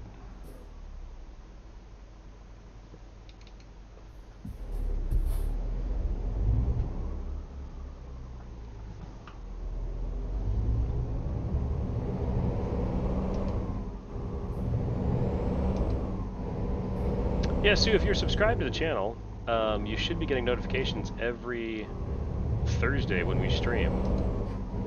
We're live on Twitch as well as YouTube Gaming, like I said. Usually start around 9 p.m. U.S. Eastern Time.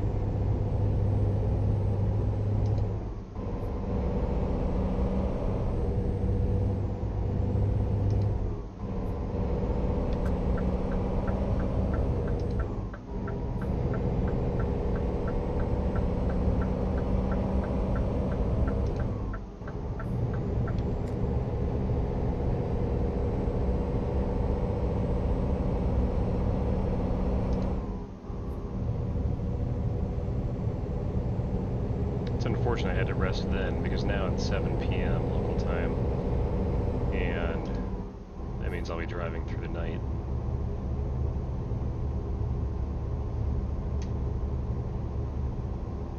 Oh well.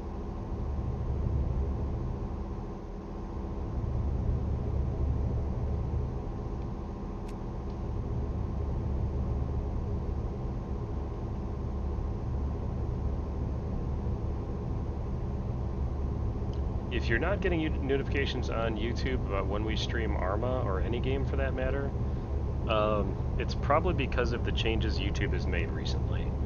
And those changes have a lot to do with the fact that we basically stream a war simulation game, and that automatically flags the video as being adult in content. And that unfortunately causes us issues because not everyone gets the notification then. So it's kind of one of our major bummers about YouTube lately, but we'll talk about that another time.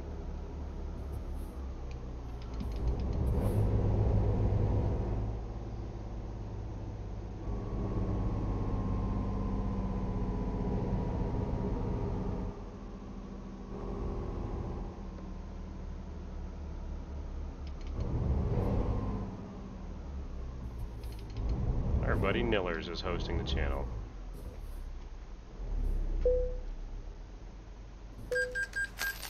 €53.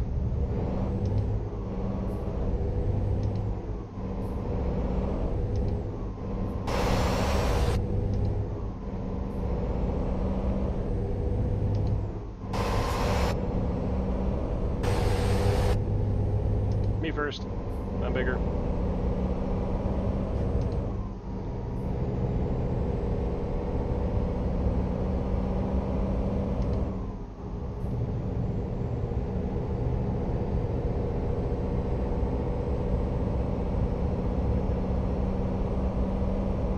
Don't say I don't have to do anything for you. I feel the love, Nillers. I feel the love. Much love back, my friend.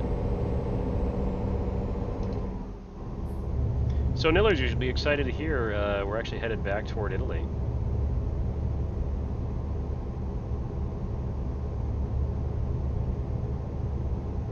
Aw. Hey look, I discovered Nice. I'm hurt now, Nillers. Such profanity.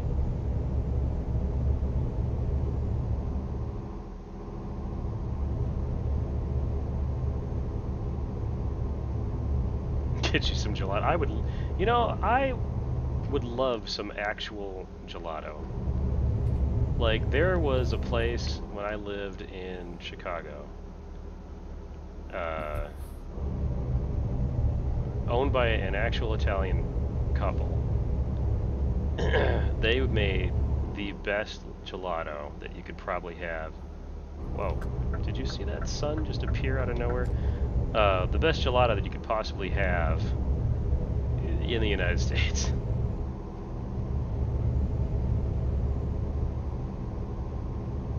Well, I call it actual gelato because it was actually made by an Italian couple who actually moved to the United States from Italy. They were transplants. So I'm going to call that actual gelato. Otherwise, you're right.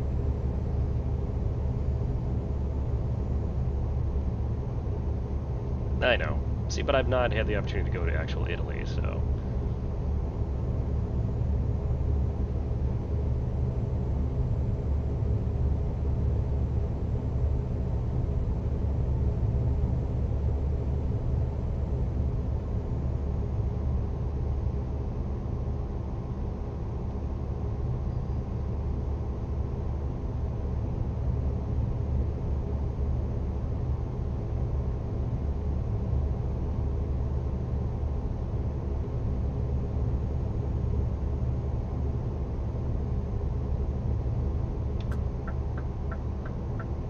moving over, little white car, you better think about that. See that? Look at that. Jackass. He thought about it, he thought he'd accelerate.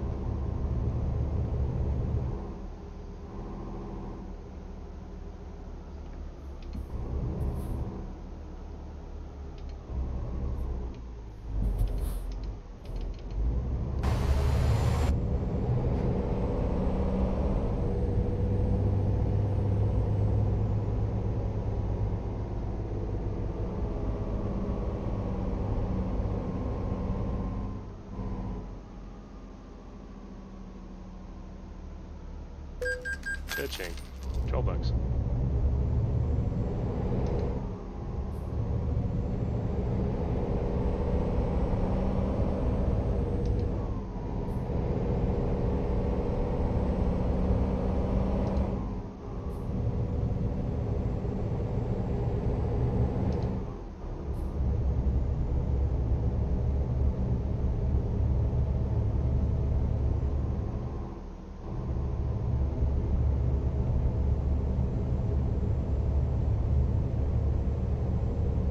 Should be leaving France pretty soon here, actually.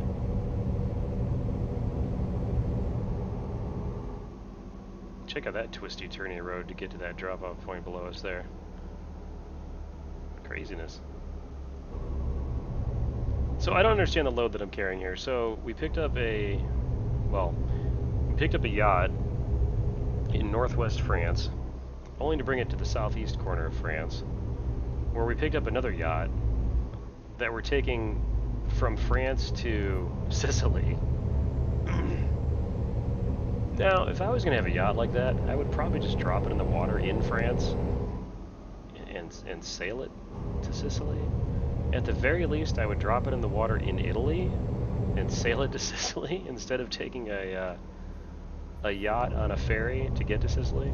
It's just very strange.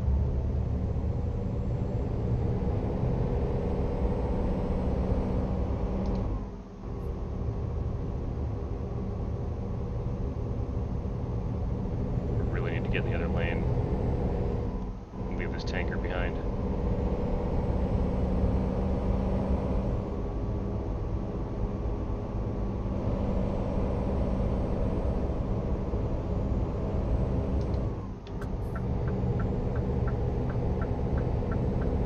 Oh, now we're down to 80 kilometers.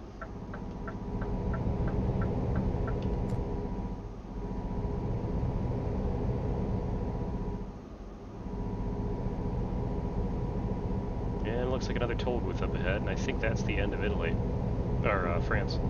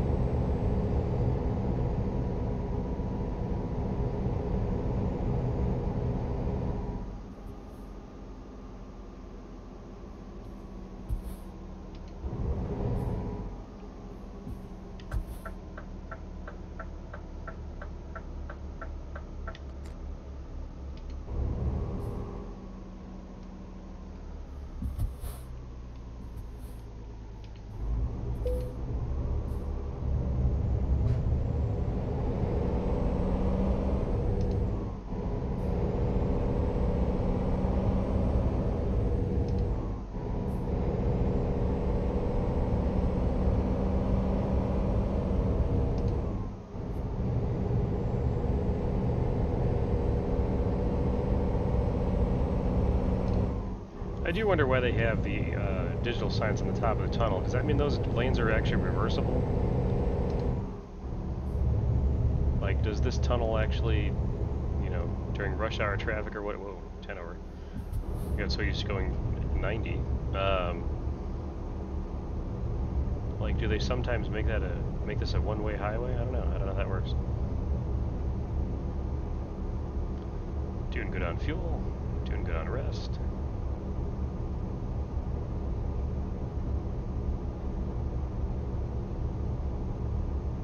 Truck in front of us is making no money at all, no trailer.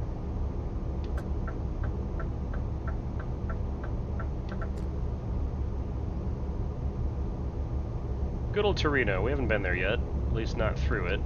The actual city. We've been around it last time we were out here. But we never actually unlocked the city. If I wasn't carrying a yacht behind me, I might actually be tempted to go through.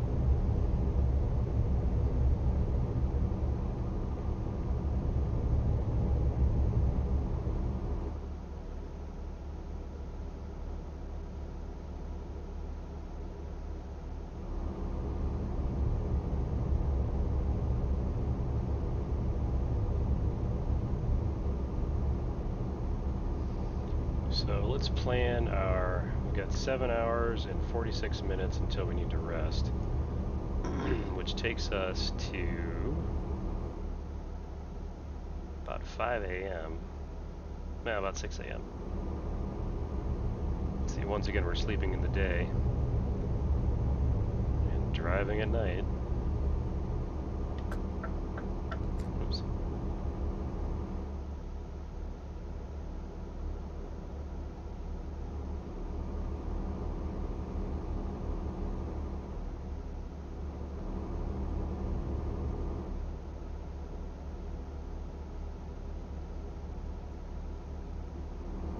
I realize it's only 83 kilometers an hour, or only 7 kilometers an hour difference, but it seemed like we were going so much faster when we were going 90 the entire time.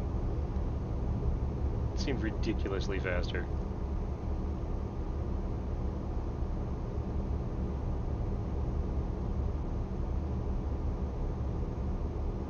Another truck not making any money.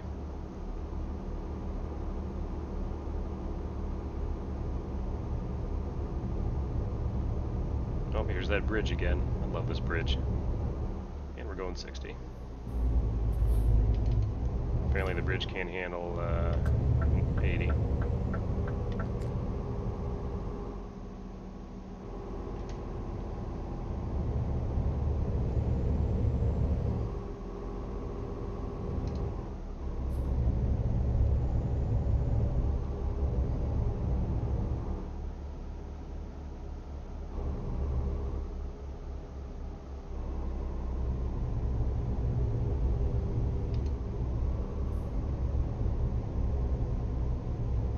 I feel like I'm in a cage on this off-ramp here. Good grief.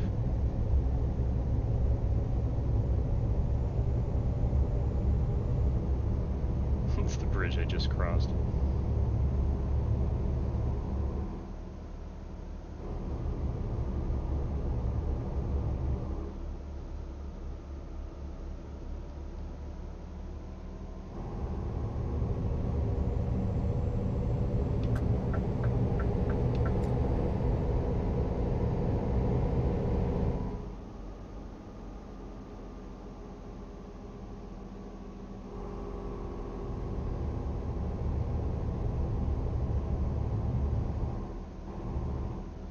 Oh look, it's the 40-kilometer-an-hour off-ramps everywhere in Italy.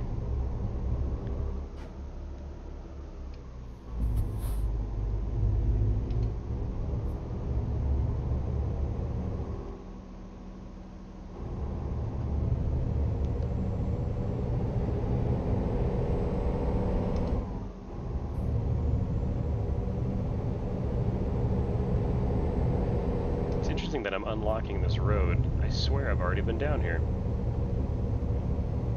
It's the road's going from gray to amber.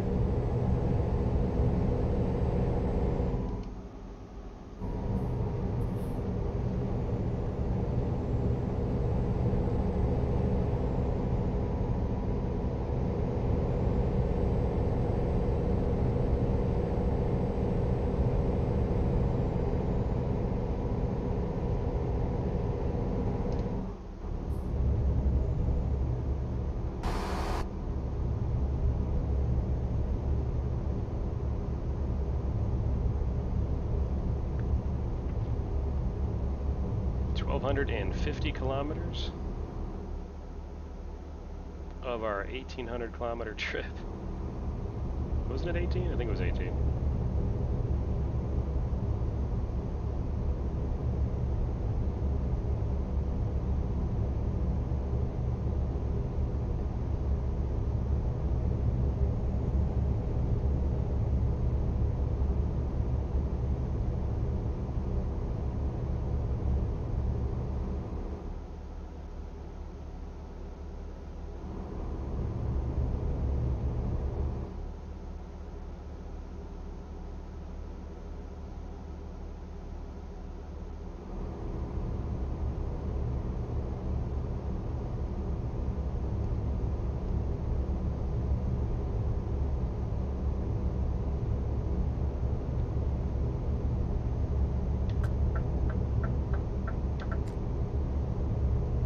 Really? You best hit the gas.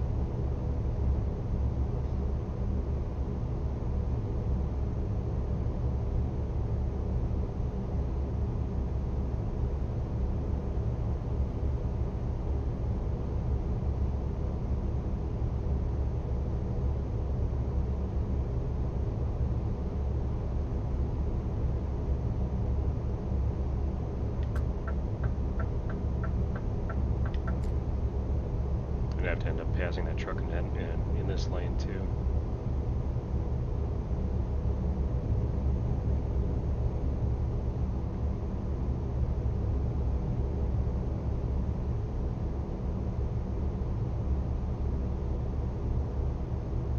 Probably end up paying off one of the 2 bank loans as soon as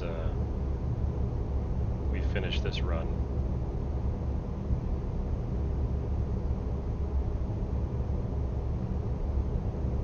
Get that monkey off our back and check to see how our driver's doing.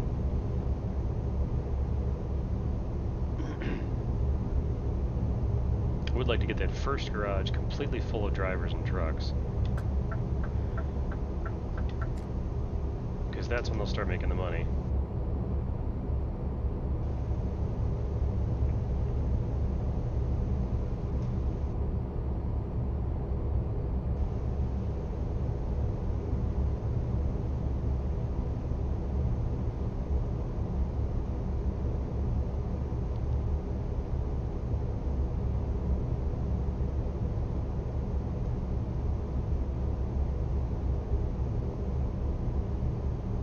This area is so gorgeous, and we're driving at night.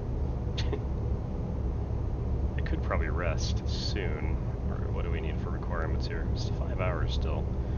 I could probably go ahead and rest and get us into morning. In fact, I might do that. Next rest stop we see on the side of the road.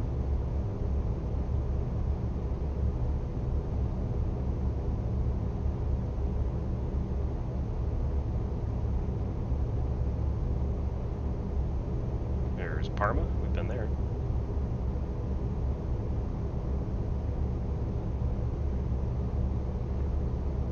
Been most of these West Coast Italian cities.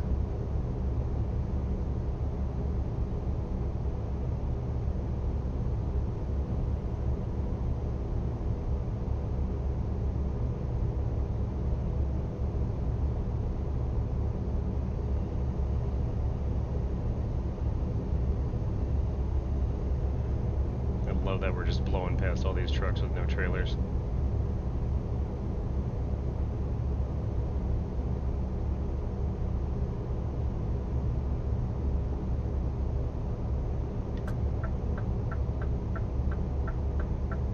Oh look, it's Florence.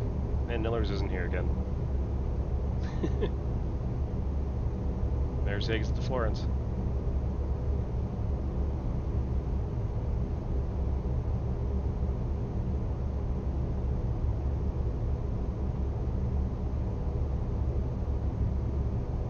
Looks like a toll up ahead?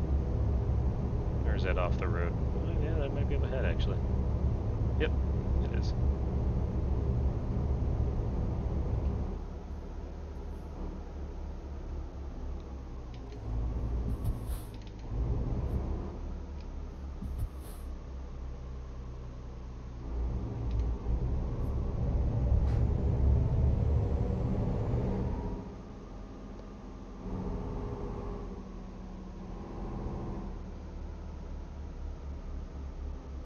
Ding. 59 euros.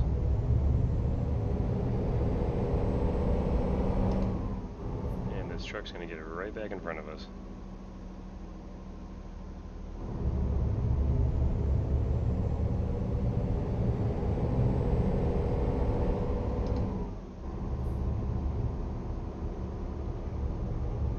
And he's gonna accelerate slowly.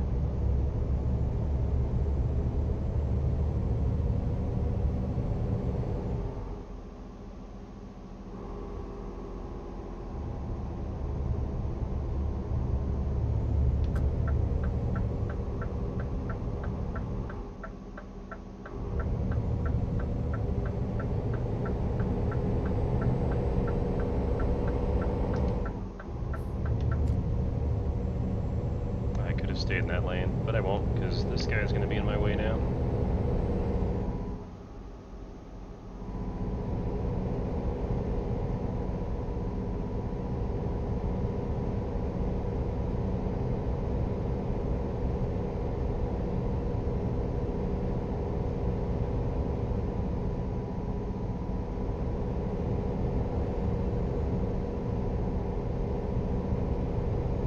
I have not not seen, except for the toll gate, I have not seen a decent rest area yet. We'll definitely stop at the next one, if we can find one.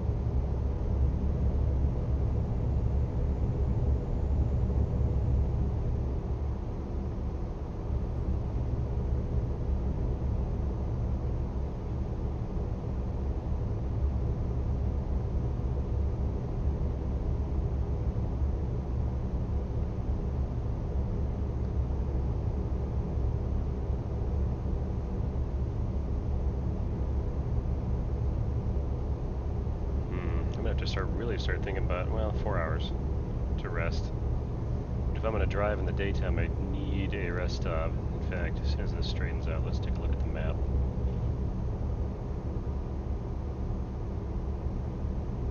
Seems like as good a time as any.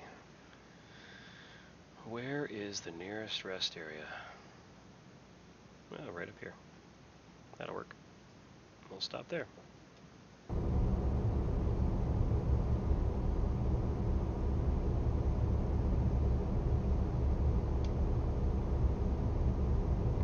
Slowing down again.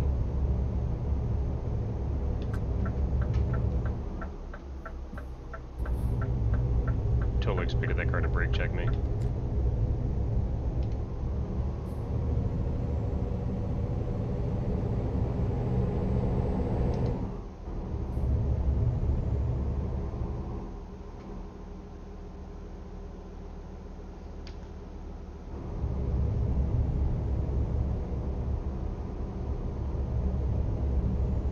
There's our exit. Can I get in front of this truck in time? Probably not.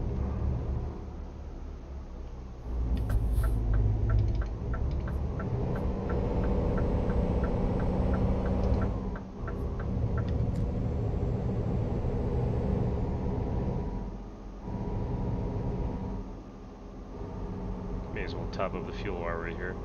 Don't need it, but we're here.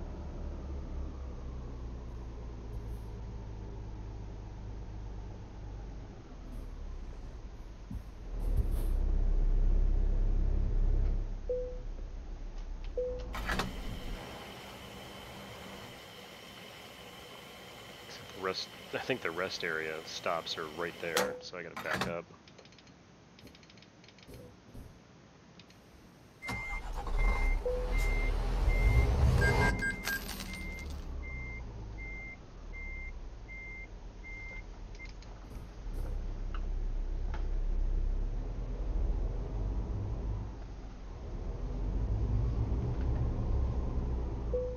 Yep, there we go. Brake, engine off, sleep, and it is 11:22. Man, there was a lot of sleep. And we got $2,300 from our driver.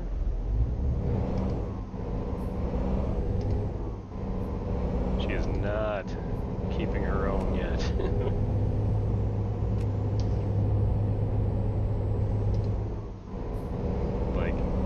Not by a long shot.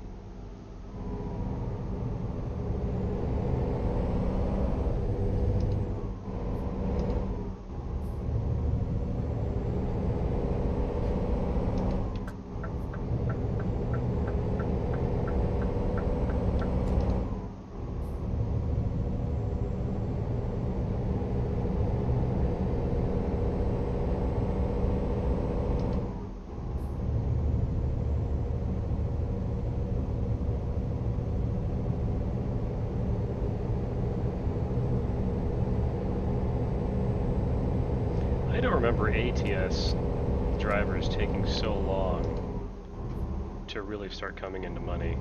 but I guess they did.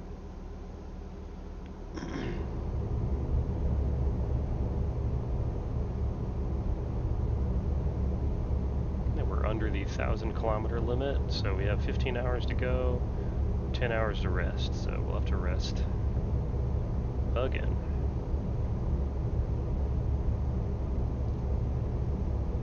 I see a Slonify in the chat. Question is it a conscious Slonify?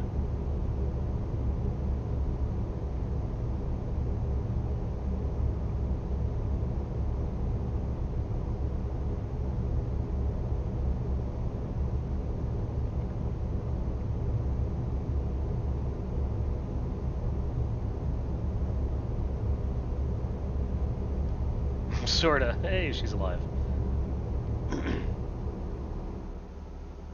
I don't want any details, but I heard you and Snow went and saw Star Wars tonight in 3D. It sounds like the 3D gave Snow quite a bit of a headache, too.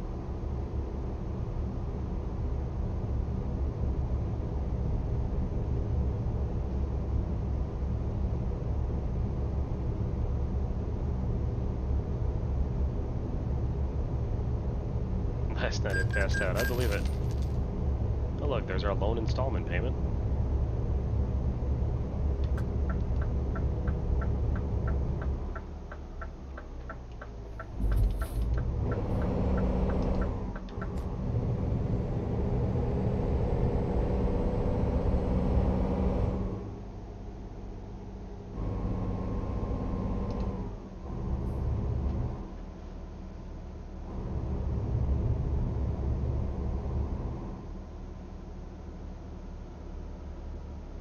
We've been over this road before. Or canal.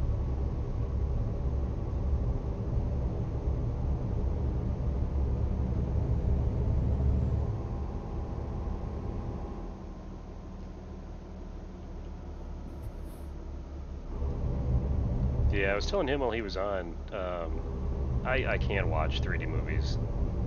I go to IMAX for like the audio and the big screen and stuff like that, but I can't do IMAX 3D. Instant headache. Every time. Just totally not worth it.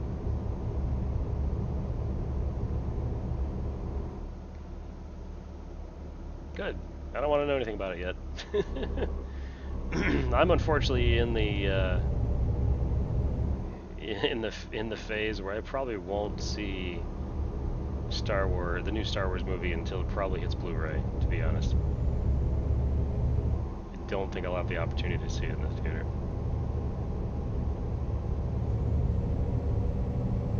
Which is fine. Doesn't bother me.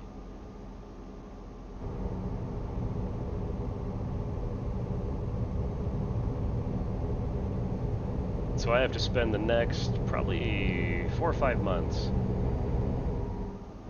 avoiding every discussion, comment, forum, everything about Star Wars. But I successfully did it the last 2 times, so.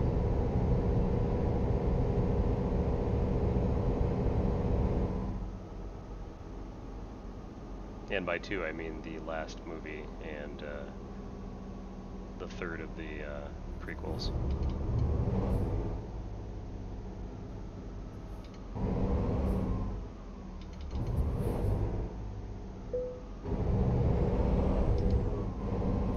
Yeah, it's just difficult for the wife and I to get out and do something like that.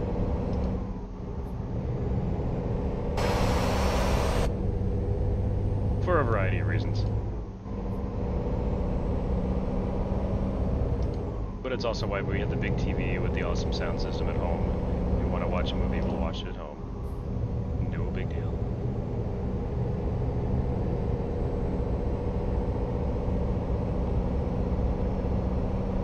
And actually, over time, with the number of movies we've watched, it's probably saved us money to buy the giant TV with the sound system. Given the fact that, you know, you go to the theater and by the time you pay for tickets, plus, you know, you have to get popcorn. It's just, you can't not.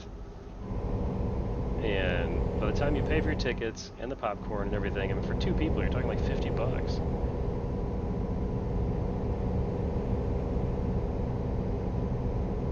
And then if you get the IMAX upcharge and all that other stuff.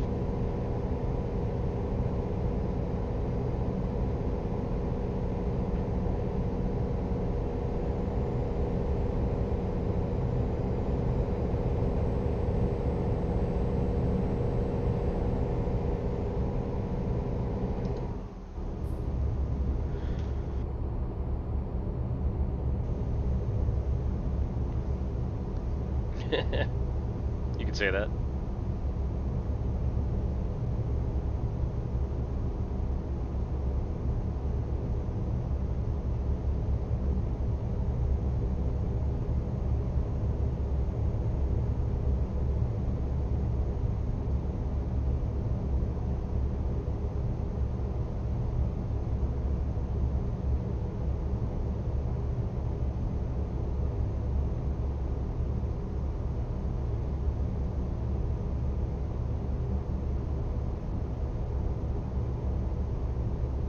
I literally have thousands of Blu-ray movies and DVDs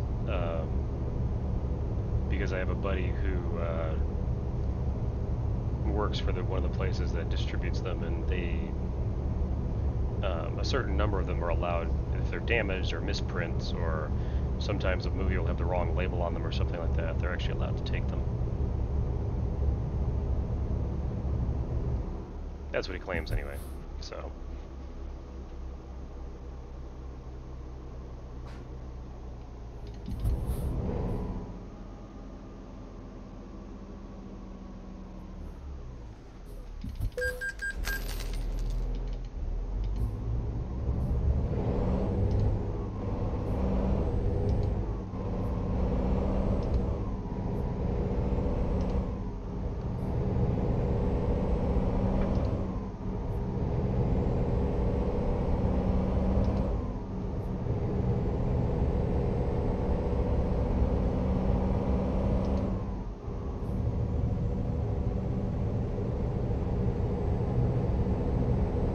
Yep.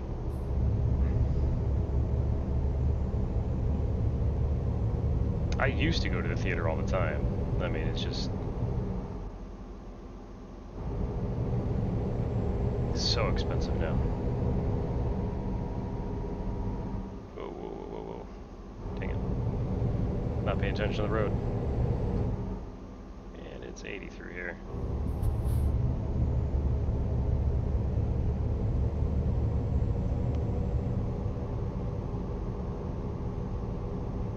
Yeah, people kind of suck at the theater. You get the ones that... That's why I don't go... Like, if we ever do get an opportunity to go to the theater, we will not go anywhere near opening night, because you get packed theater, you either get people on their cell phones, or people talking, or people who've already seen the movie and say, oh, watch this is really good, and blah, blah, blah. It's just like, oh, God, just stop. Or you get the dude in front of you that... you know, is way too tall, and so you're looking through his head, basically.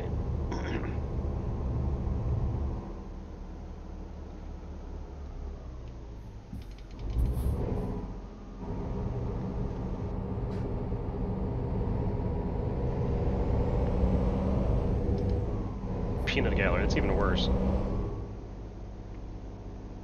Chit-chatting through the whole thing.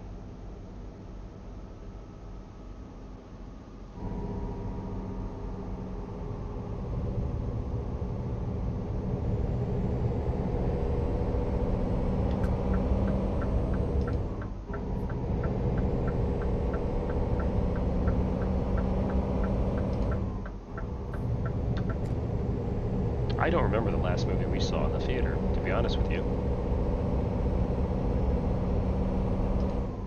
I remember seeing one. It was last summer. I couldn't tell you what I saw. I don't remember at all.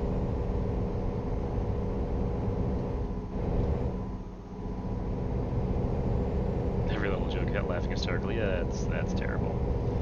That just ruins it right there.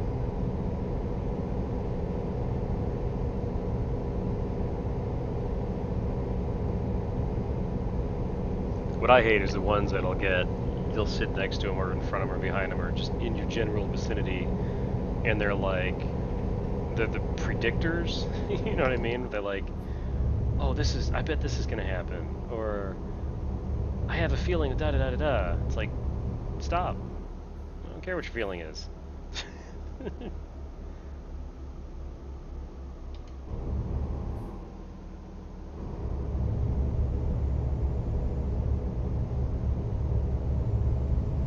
Or you have the one that's constantly asking questions of the people that they were, why did he do that? What was the point of that? As I adjust my chair. Track IR goes crazy.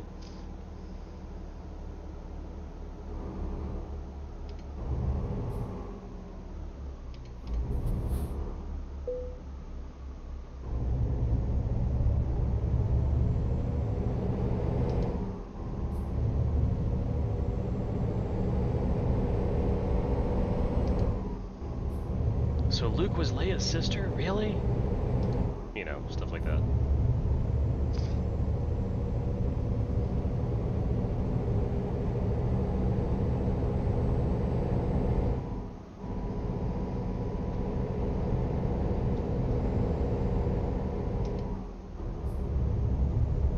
Well, I'm glad you guys had a good time, though. Snow said it was a good movie, which gives me hope. The Disneyification of all these production houses and movie studios and stories and stuff like that is becoming a little disconcerting. I think Disney's being allowed to get too large. That just stifles creativity, it stifles innovation, it's just...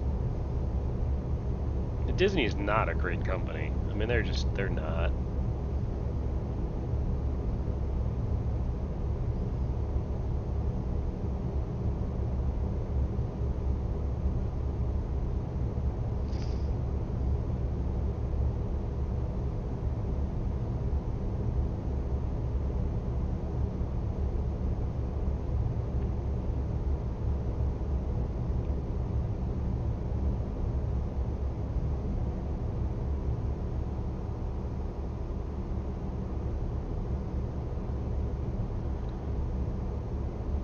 Last 700 kilometers coming up here.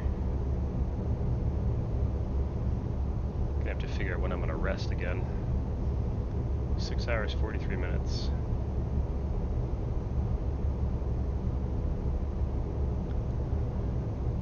Well, Disney, I don't know. That's debatable, whether Disney's good to Star Wars. You're seeing Star Wars in a lot of places you would never see Star Wars before. You know, like, you know, I have kids, so like, you know, the Disney Channel is occasionally on. And like, it seems every show on Disney now has had something to do with Star Wars. It's almost like, you know, we own the IP, we're gonna use the hell out of it now.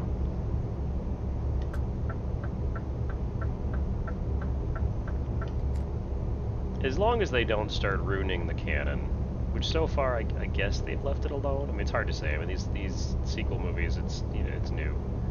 It's totally a culture for sure.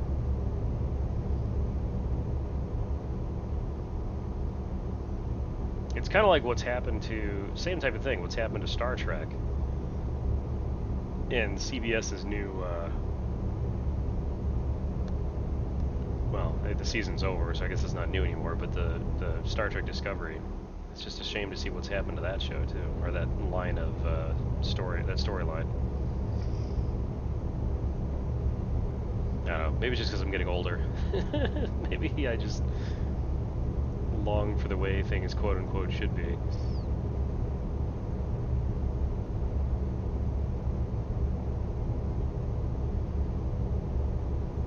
Star Wars is a classic, though. I mean, that dates back decades. Decades. I really, really hope they don't mess it up.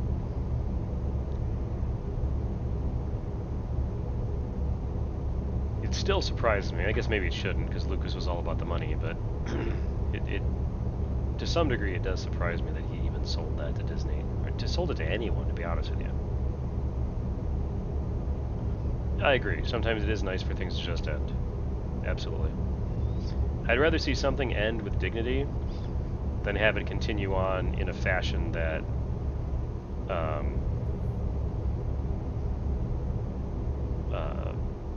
decays the story or damages the story.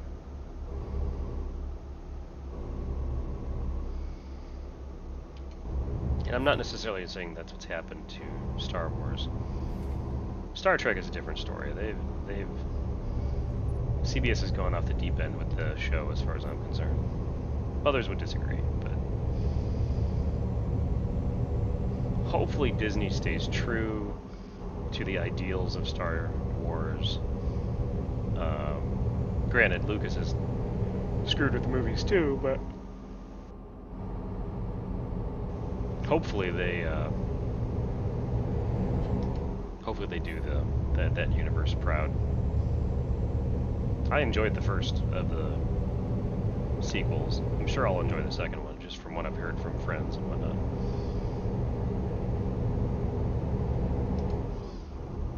It probably needs to end after these 3 movies, though. I mean, there's rumors about potentially 3 other movies. I'm just like,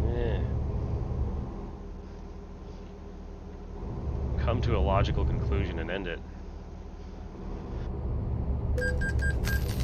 Oh, damn it. I had to cough, and I turned my head and smacked into a car apparently behind me.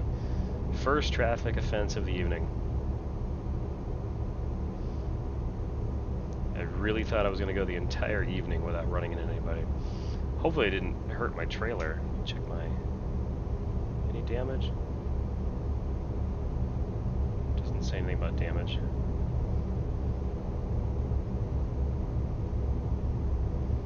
Stay on the road, Funar.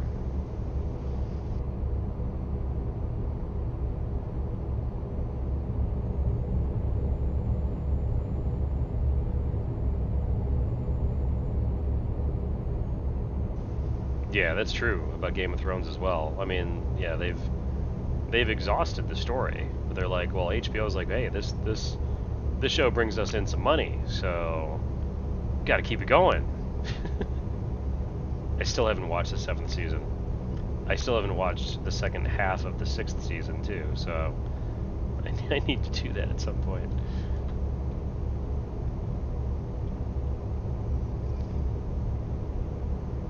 I've heard things that happen in the 7th season. I've tried to avoid hearing things or reading things, but I've been sort of a little bit more unsuccessful with that with Game of Thrones. But some of the stuff I've heard was just kind of expected anyway, but you know, I'm still trying to stay away from plot lines and so forth. What did upset me about HBO in general, about shows like that, yeah, Game of Thrones is a great show. There was a show that they had, gosh, it's been a number of years now. It was a Western called Deadwood, and it had great reviews. It was very popular, and they just ended it. Like, they canceled the show. Never gave the show a conclusion. Just was like, well, we're done.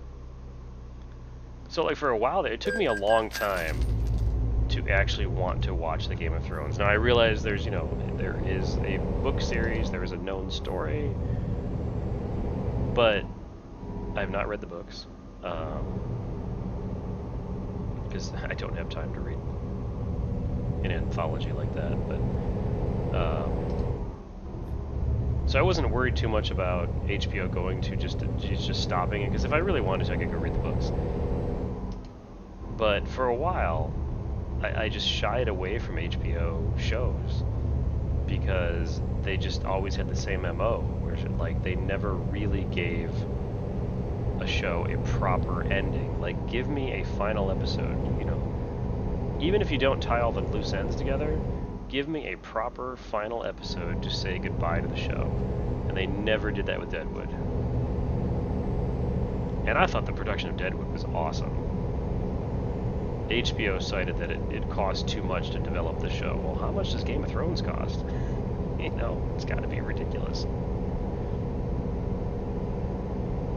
But they claim that, you know, Deadwood at the time was not making money. So, if you've never seen Deadwood, I invite you to watch it. Just be prepared for the show just to end. But it lasted 4 seasons. I thought it was great. I thought it was really, really well done. And you don't see too many westerns with a modern approach to production. It was still a western. It wasn't a cheesy western or anything like that, but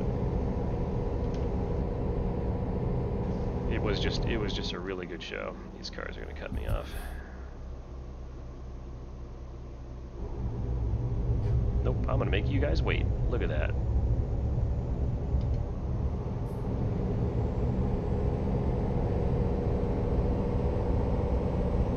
So yeah, when Game of Thrones originally aired, season 1, I'm like, you know, I'm still gun shy from Deadwood. I'm not gonna watch this. But I caved in eventually, and I think season 3 started, and then I started watching season 1 because it felt like it was actually gonna stick around. But now I'm just behind again. I just haven't had time to catch up.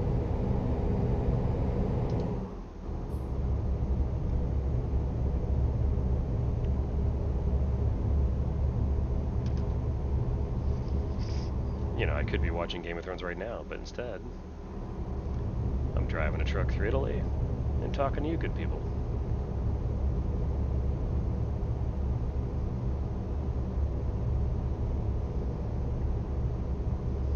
Yeah, the loss of the Alamo Draft House in town here, we never had a chance to go, because again, it's just difficult for us to do things like that. We have always wanted to go, and we're like, well, it'll be there. Well, you know, now it's gone, so it's not there anymore. I don't know. I don't know it was as much that the Alamo couldn't sustain itself as it was, from what I understand, after the fact, the people who owned the building that the Alamo it was in, and this happens a lot with retail space too, and like mall space, for example. If you have an established store, you're basically on a year-to-year lease, or maybe 2-year lease, or you know, maybe 3-year lease, but those are pretty uncommon. At the end of your lease, if someone else comes to the facility that you're leasing from and says, I'll pay 25% more than what they're paying, they won't renew your lease. And from what I'm understanding, that's essentially what was happening to the Alamo, where someone came in and said, you know, we'll pay more, and you guys have a year to figure it out. And the Alamo's like, well, we can't do that. I don't know if that's true or not, but it does kind of coincide with, you know, them not making enough money. If they can't afford the space, then they're going to close down. But that stuff happens all the time at a mall too. You know, you could have space in a mall, whether it's a strip mall or an enclosed mall, like a shopping center. You know, somebody offers more money for your space, forget it. You're going to be out of there unless you meet them in the middle, or you know, offer that same amount. There's no protection against that.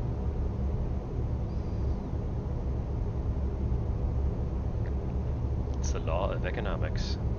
Someone who is willing to pay more is going to win.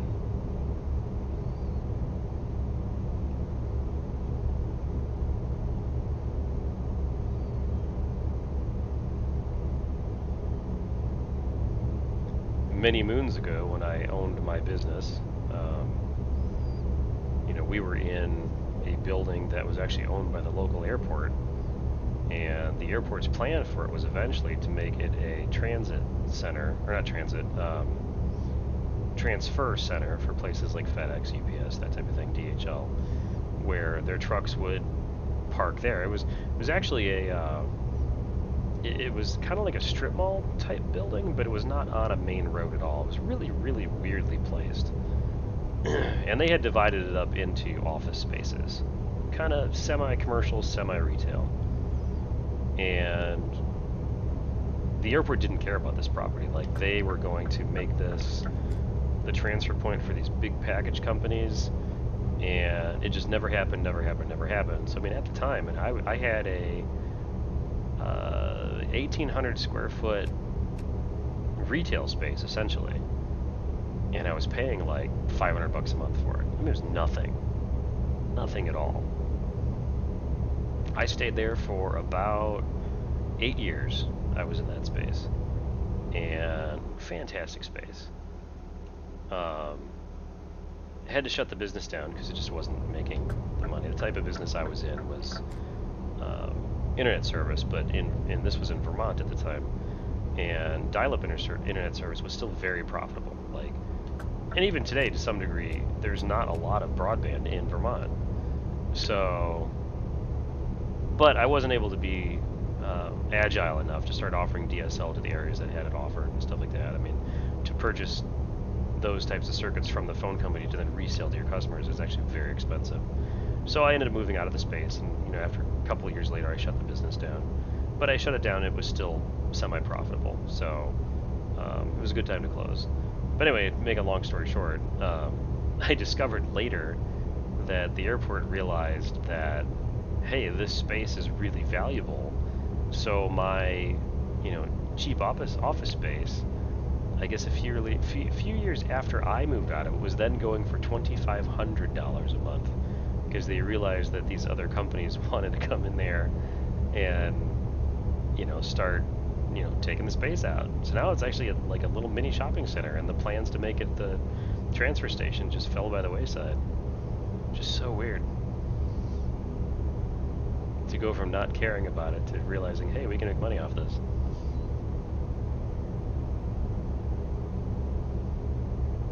I couldn't afford $2,500 a month at the time. I mean, I could have, but I would have hurt my own personal finances at that point. But yeah, just another example of that. If somebody wants the space and they're willing to pay more for it, of course you're going to take it.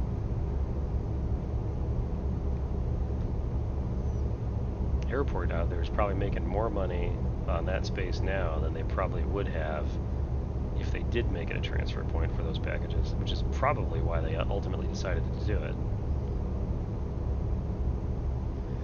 Let's check our resting, 2 hours, 3 minutes. I'm going to check the map and plot out our rest area here. So we are actually almost in the toe of Italy already. How about that? We are going to stop here. We get to take the ferry to Sicily again.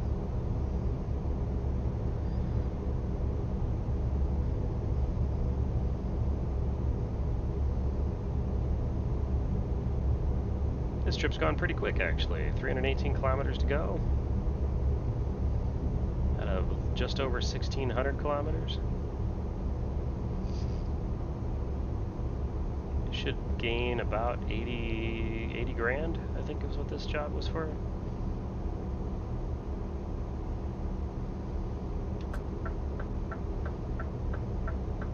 Come on, little white car. Thank you.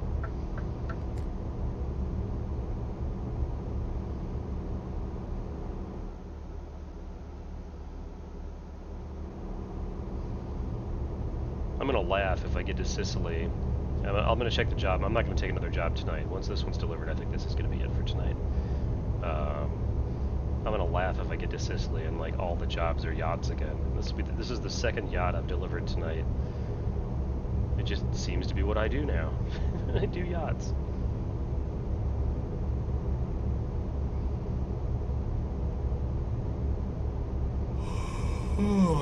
There's the first yawn. I knew it was going to come soon.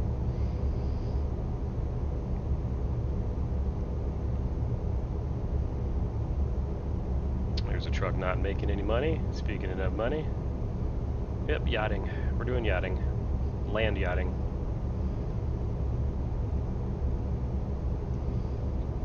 See? Land yachting. Thing's enormous. Look at this thing.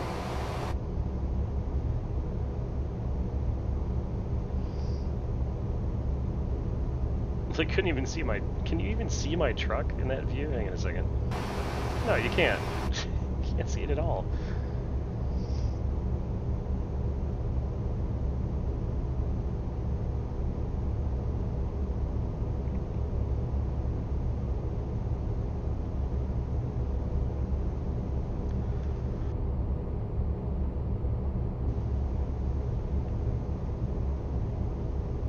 Oh, my exit is coming up here. We're gonna get behind this guy and back down on the speed.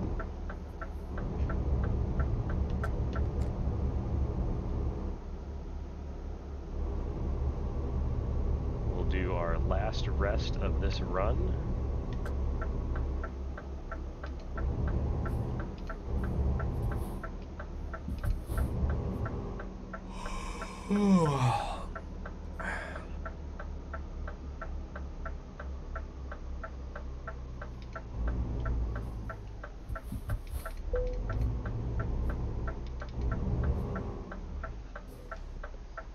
Turn that off.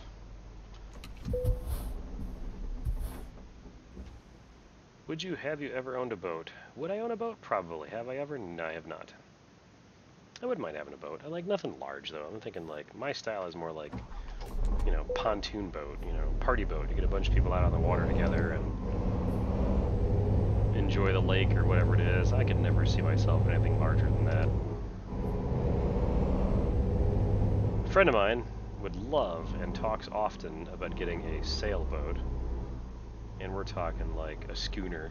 I don't even know if that's what they're called, but, you know, like, not a small sailboat. I couldn't do that. I couldn't do sailing. I gotta have gas powered.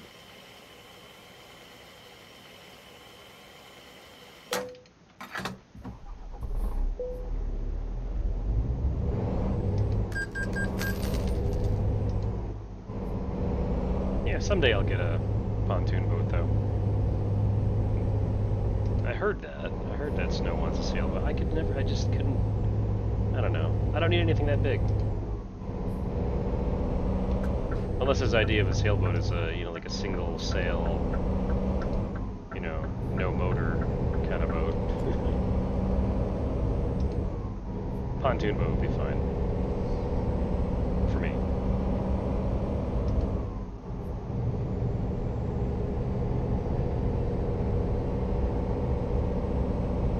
It'd have to be a pontoon boat with enough of an engine to like tow the kids on like an inner tube or ski on the lake, that kind of thing. But you know, no like cigar boats, no speed boats, nothing like that. Yeah, house first, boat later. I agree.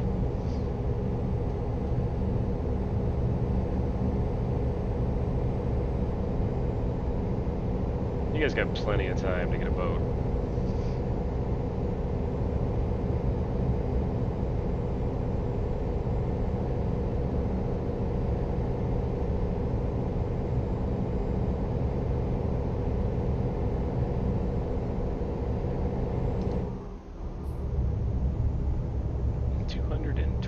Kilometers to go.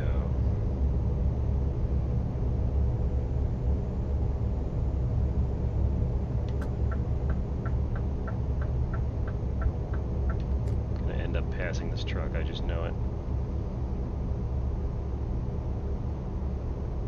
Here's one of those large Italian suspension bridges. Love these things, they're so cool. See, there you go, he's got a boat then. Right?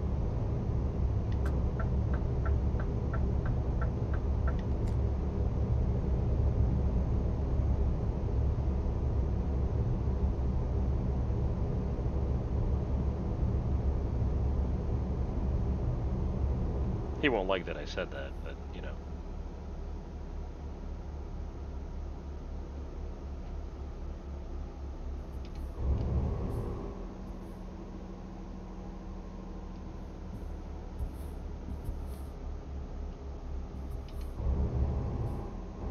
Pretty sure this goes down to 60 up here. I don't remember, but that just, I think it does.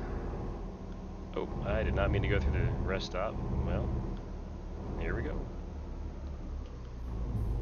Going through the rest stop. Snow is a collector. Yes, he is. Yes, he is. This I know.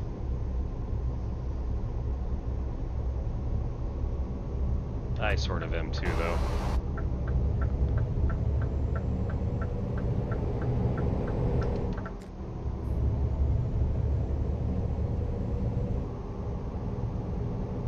So why can't I just keep going that way? It seems like a perfectly good highway.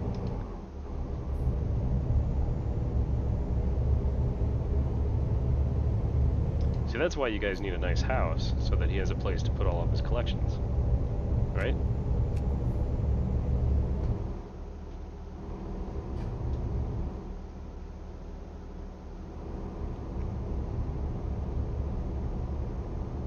Oh, am I going into town now? Yeah, it looks like I'm going into town already.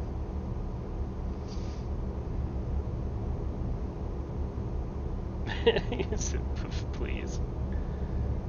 Doesn't he need like a trophy room for all his little knickknacks? Or at least an office with a bunch of shelves on the wall.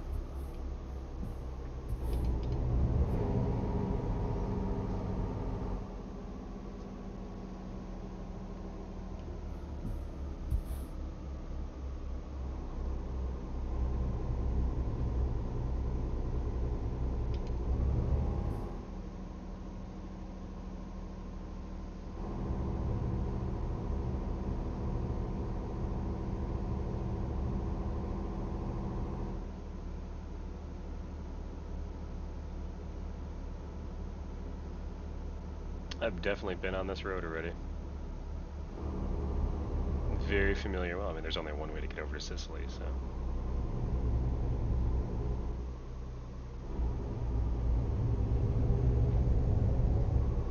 I hear you about traveling. I'm just not one to travel, me personally.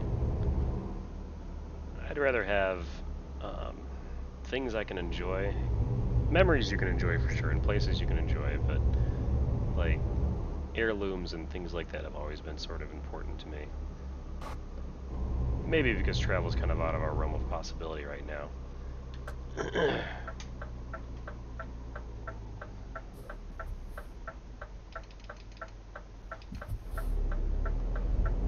City is dead. Where's all the cars?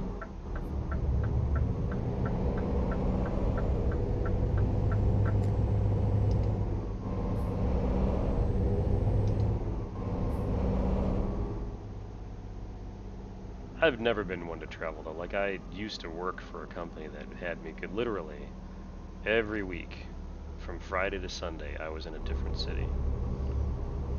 And that grew really, really tired.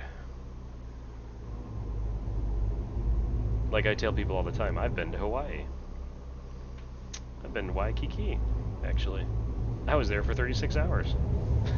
Turned around and came home. 5.5 hour flight on the way out there, 6 hour flight on the way back. It was terrible. I mean, Hawaii wasn't terrible. Hawaii was beautiful, but I didn't get to actually spend any time there.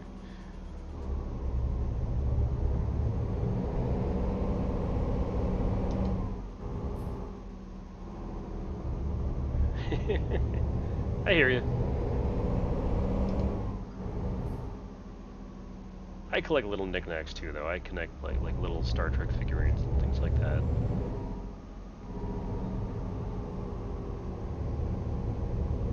Sometimes it's just fun, you know. It's something you enjoy, and especially if it's a character or a set or something like that that you enjoy. Just having that physical item that links to that thing that you like is just it can be important to somebody. That's the way I look at it, anyway. But somebody who's not into that type of thing, they would definitely see it as just, you know, clutter or that type of thing. I get both sides of it for sure. Totally understand both sides.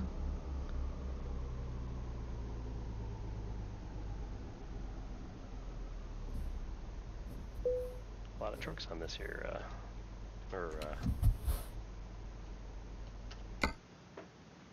a lot of trucks on this here ferry. So we're going to Messina for $347, 20-minute travel time.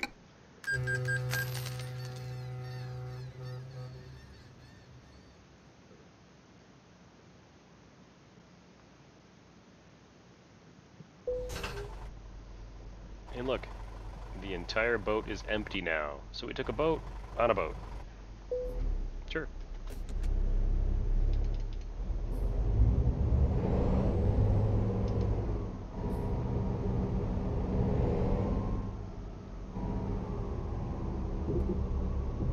That I can understand.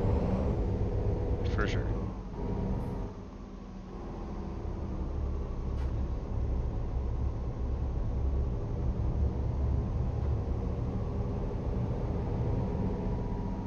Check out the dock. Oh, I didn't notice the lighthouse out there last time I was here. Hey, look, and this is the red light that I went through the last time I was here. Because I was looking at the dock.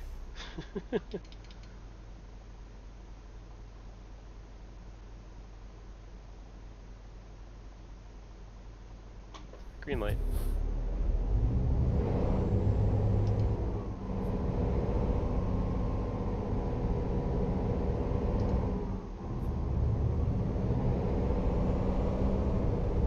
Still think it's silly to be delivering a yacht to an island when you could just sail it there, but hey.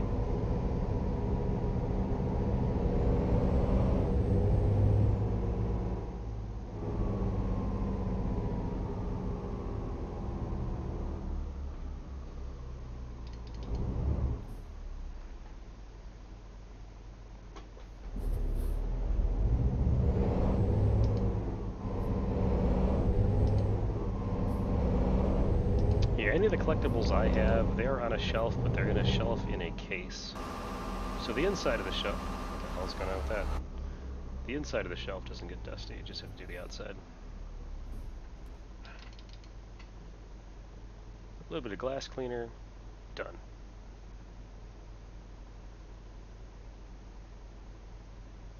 I grew up in a house that had lots of knickknacks and things like that too, though, so I think that's probably why I've got the bug to collect stuff.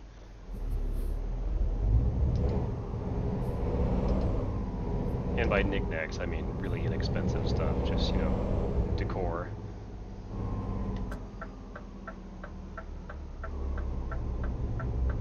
That would be a yellow light. Do not... Oh, you son of a... That was yellow. Should have stopped. I think I got nailed on that light last time, too. Sicily is just not good to me. All these red lights.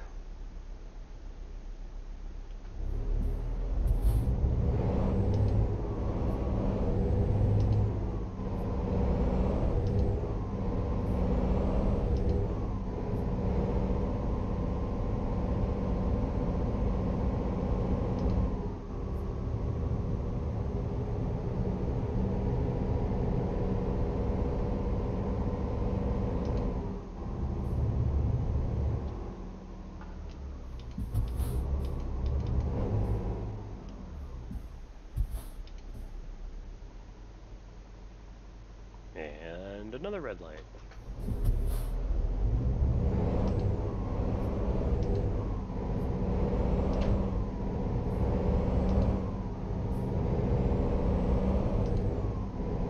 We're going to drop off this yacht. Check the job market real quick, just out of curiosity. And I think this will be it for tonight. It is 2:45 Eastern again. I knew this was going to happen again.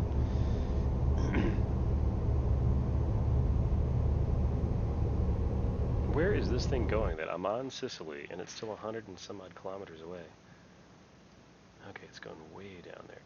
Why are you? What is going on there? Why are you jumping up like that? That was weird. Okay, guess I can't look down there. Whatever. Ooh, red light.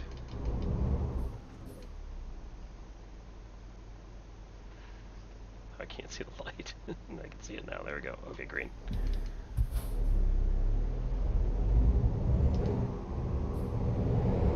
Leaving Messina.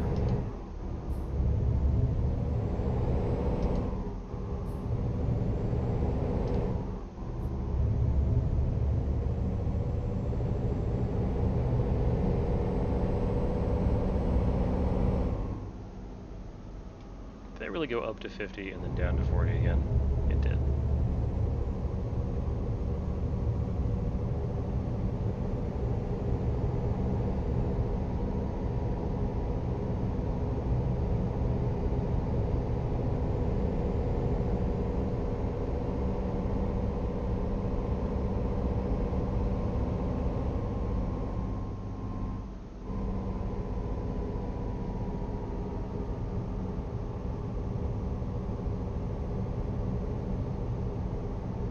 40 kph, 40, on an on-ramp that's supposed to allow you to get up to speed at the highway.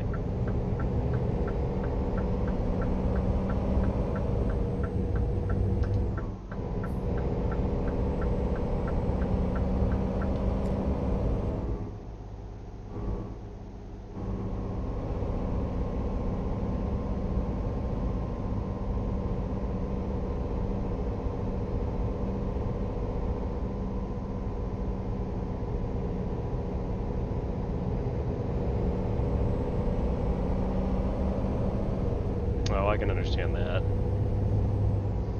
Totally. That would stink, though. People collect for a lot of reasons. You know, people collect items that they pick up on trips. They collect items that are significant to areas of their life. They collect items that are significant to interests in their life. There's a lot of reasons to collect stuff. Some people just don't want to collect stuff, too.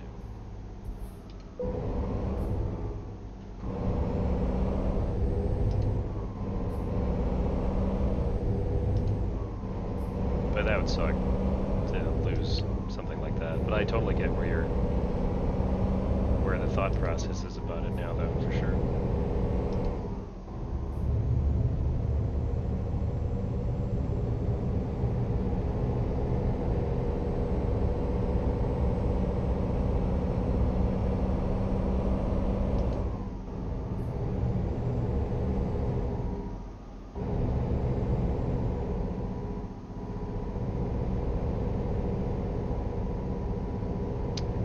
Kilometers to go on this very long trip from the western tip of France all the way down to Sicily.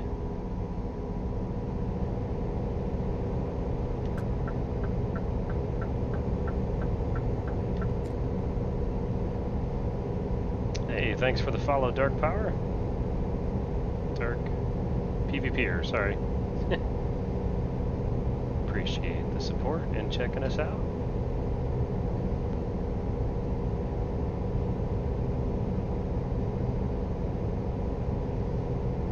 Yeah, Sloanify, I mean, a collection doesn't have to be a physical item, for sure. Even a photograph could be a collectible that takes you back to a certain place. Even, you know, for those of us that will retain our memories, even of just a memory.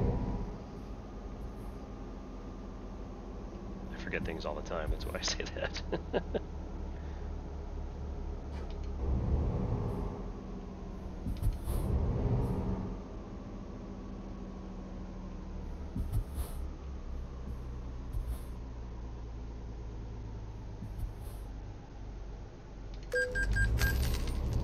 €11 toll.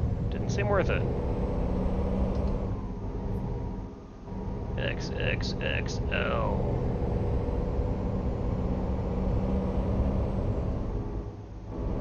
I knew that blue car was going to do that. I was going to try to get in the left lane, and he just said nope.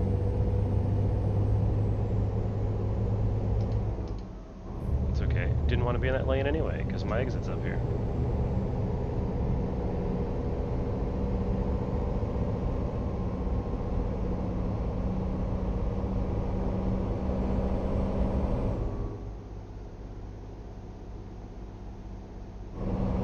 I was thinking that was my exit. It's the next one.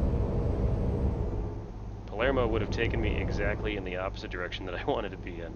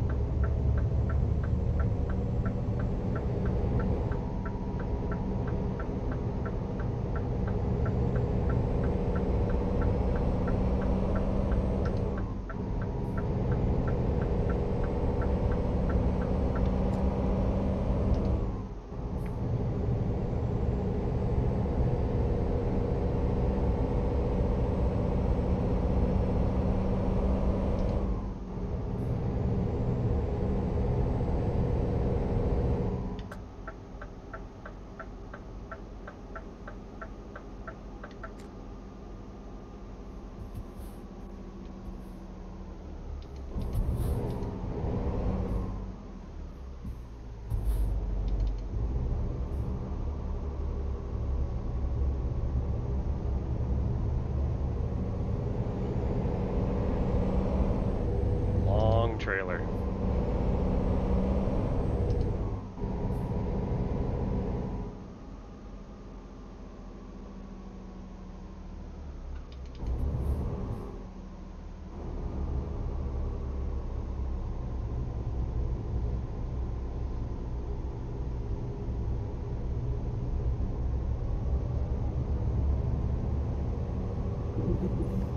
Curbed it.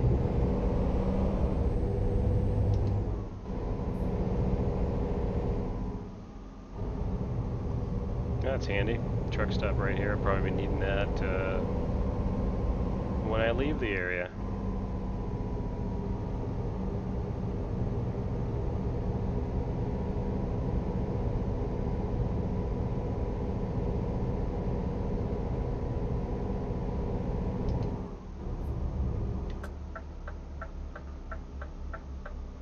Stay green, please. Don't need another traffic violation.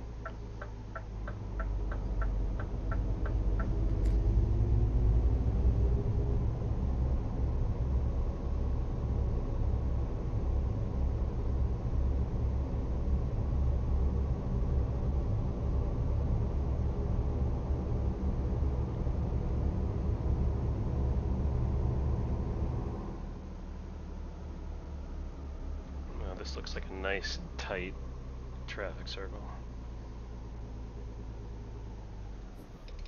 Complete with a police officer here, and a little brown sedan.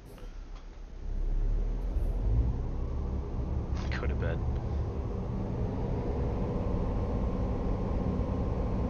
I will be doing that once this delivery is made.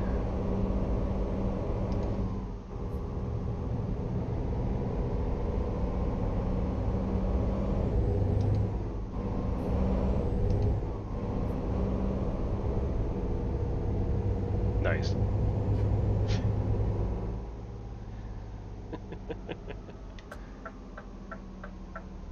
Thank you, Nellers.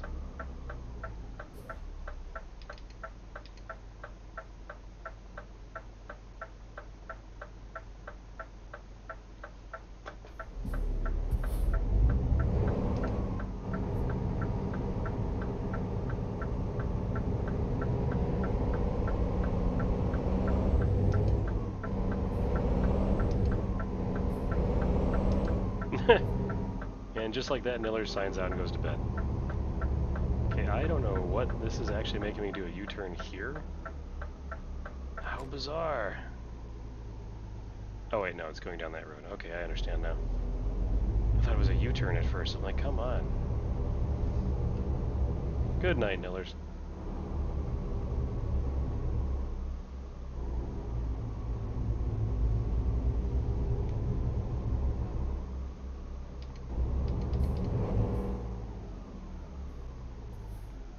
What's up, dude? Somebody order a yacht? Because, you know, I got a yacht. You're not very talkative. Nope, I got somebody honking behind me, so I'm gonna move.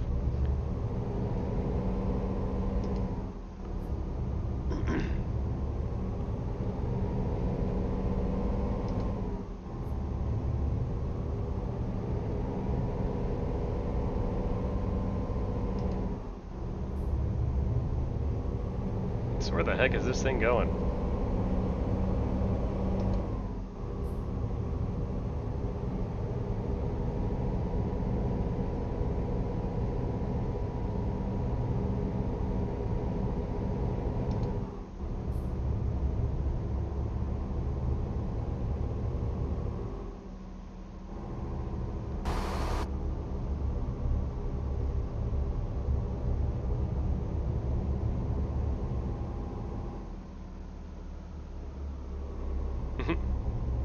Rip Sloan. Oh look, railroad tracks is gonna bounce me to hell and back again. Check these out. Okay, oh. Seriously? What is it with the Italian railroad tracks in this game? They like bounce you up like crazy. Okay, check this out. Okay. We're gonna end up curbing the boat, but that's okay.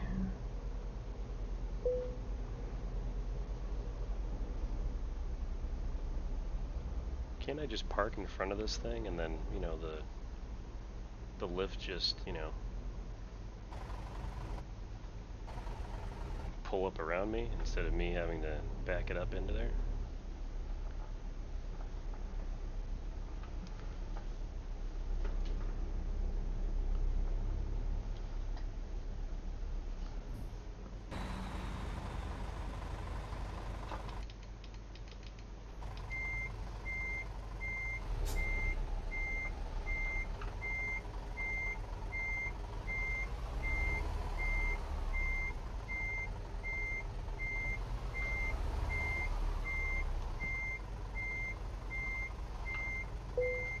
Like a glove.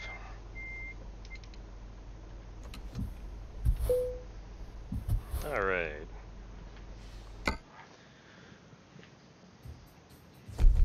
1,697 kilometers. Excellent ride. 1 hour and that took 1 hour and 42 minutes to complete. It didn't seem like it was that long. Holy cow. All right then. Well, we ended up with 2,889 XP, which got us level 13. Good times there. $80,564. Even better. But what's more important is another skill point to spend. We seem to be taking a lot of fragile cargo runs. Part of me wants to put the final point in high value cargo, but we're not. We're going to do fragile. I got to fix my truck though. I haven't fixed the truck in a while. It's still got 6% damage. That is not the button I wanted. Let's check on our driver. See what she is up to. So she's still $1,600, almost $1,700. Yikes! Profit per day. She's only got a 2.5 rating too. What is she doing right now? She's going from Oslo. All right, so 6-hour run. She's getting better. She's got a point in economy. So I got 3 points in long haul for her. We're going to go ahead and start telling her to do high value cargo because that'll start bringing some money in. We'll get that up to at least 1 point. We'll get a point here, instead of doing balanced. And then we'll get the rest of the long hauls for her. 162 grand. First things first. We're going to go to our bank. We still owe 85,000 on that one. We're going to pay that one off. And yes, that takes us down a little bit in cash, 76 grand. That's okay. So last thing we're going to do tonight, well, a couple things we're going to do before we call it a night is I'm going to find a repair center. Why can I not zoom down? That's just weird. There is a repair. Well, maybe I won't. Maybe I'll just wait. I'll just wait. I don't know where the nearest one is. Probably here, actually. Nope, that's a rest stop. There is one down here. Not sure I want to drive all the way down there for that, though. Let's, what I'm curious about, though, before we call it a night, is... Let's hit that again. What jobs are available down here for the money? So 79 grand, another, what did I say? It's another boat. It's another yacht. What's with the yachts? So, another yacht for another just shy of 80 grand. $45, or 45 euros per kilometer. But that would take us into Austria, which would be nice. It would take us back up the same coast of Italy. That's interesting that that's the path it takes. I guess it is the shortest path. It might be, actually it might be interesting to take that, if that job's still there tomorrow, take that job and try to knock out some of these other couple towns that we haven't been to yet. Just kind of do a quick splash and go through them just to unlock them. because we haven't been to... See, we haven't gone up A14 here. We've missed a lot of these roads too. Yeah, and this road looks like fun. This twisty turny road. I don't know if taking like a yacht up that makes a lot of sense, but I'd like to hit that road at some point. But yeah, I think Austria might have to happen. We've been there once, but certainly not up in this area. And there's still a huge amount of Europe to go through on this profile. For grins, we'll just check this too, since we're here. Oh wait, look at that. 97,000 euros. That's a long trip though. $48 or 48 euros a kilometer. That's 2,000 kilometers. Takes us pretty much right back to where we were originally. Our first job was out here in Brest, which is we originally took Italy up to Praha. Then we went from Praha to Brest, Brest to Marseille, and then we went back where we are right now. So looks like we're bouncing all around. This actually wouldn't be a bad job to take because I would like to get back up into this area. There's some really cool pickup and drop offs in here, especially with here, we'll zoom up there real quick. Especially like some of these roads here. These are mountainous roads. I mean, they're pretty treacherous, but they're pretty cool to drive on. And there's a lot of jobs that go from up here in Trondheim, either down and around into, you know, Östersund, or even way down here. And these roads are just really twisty-turny, really mountainous. You know, lots of just steep drop-offs on either side. They're really a fun challenge to do. So I'm thinking that I'd like to get back up there eventually. But in order to go up there, I'd have to get jobs enough to get back into that zone. So that'll be a goal for another day. But I think, guys, we're going to call it quits here. It is 3 a.m. Eastern time where I'm at. Those of you that stuck out with the stream tonight, I really appreciate your support. Thanks for watching. This has been Funar from MultiplayerGamers.com playing Euro Truck Simulator 2. We'll be back again tomorrow night. Not sure exactly when, but probably tomorrow late evening. All of you guys have a really good night. Have a really great day tomorrow. We'll see you again soon. And drive safe.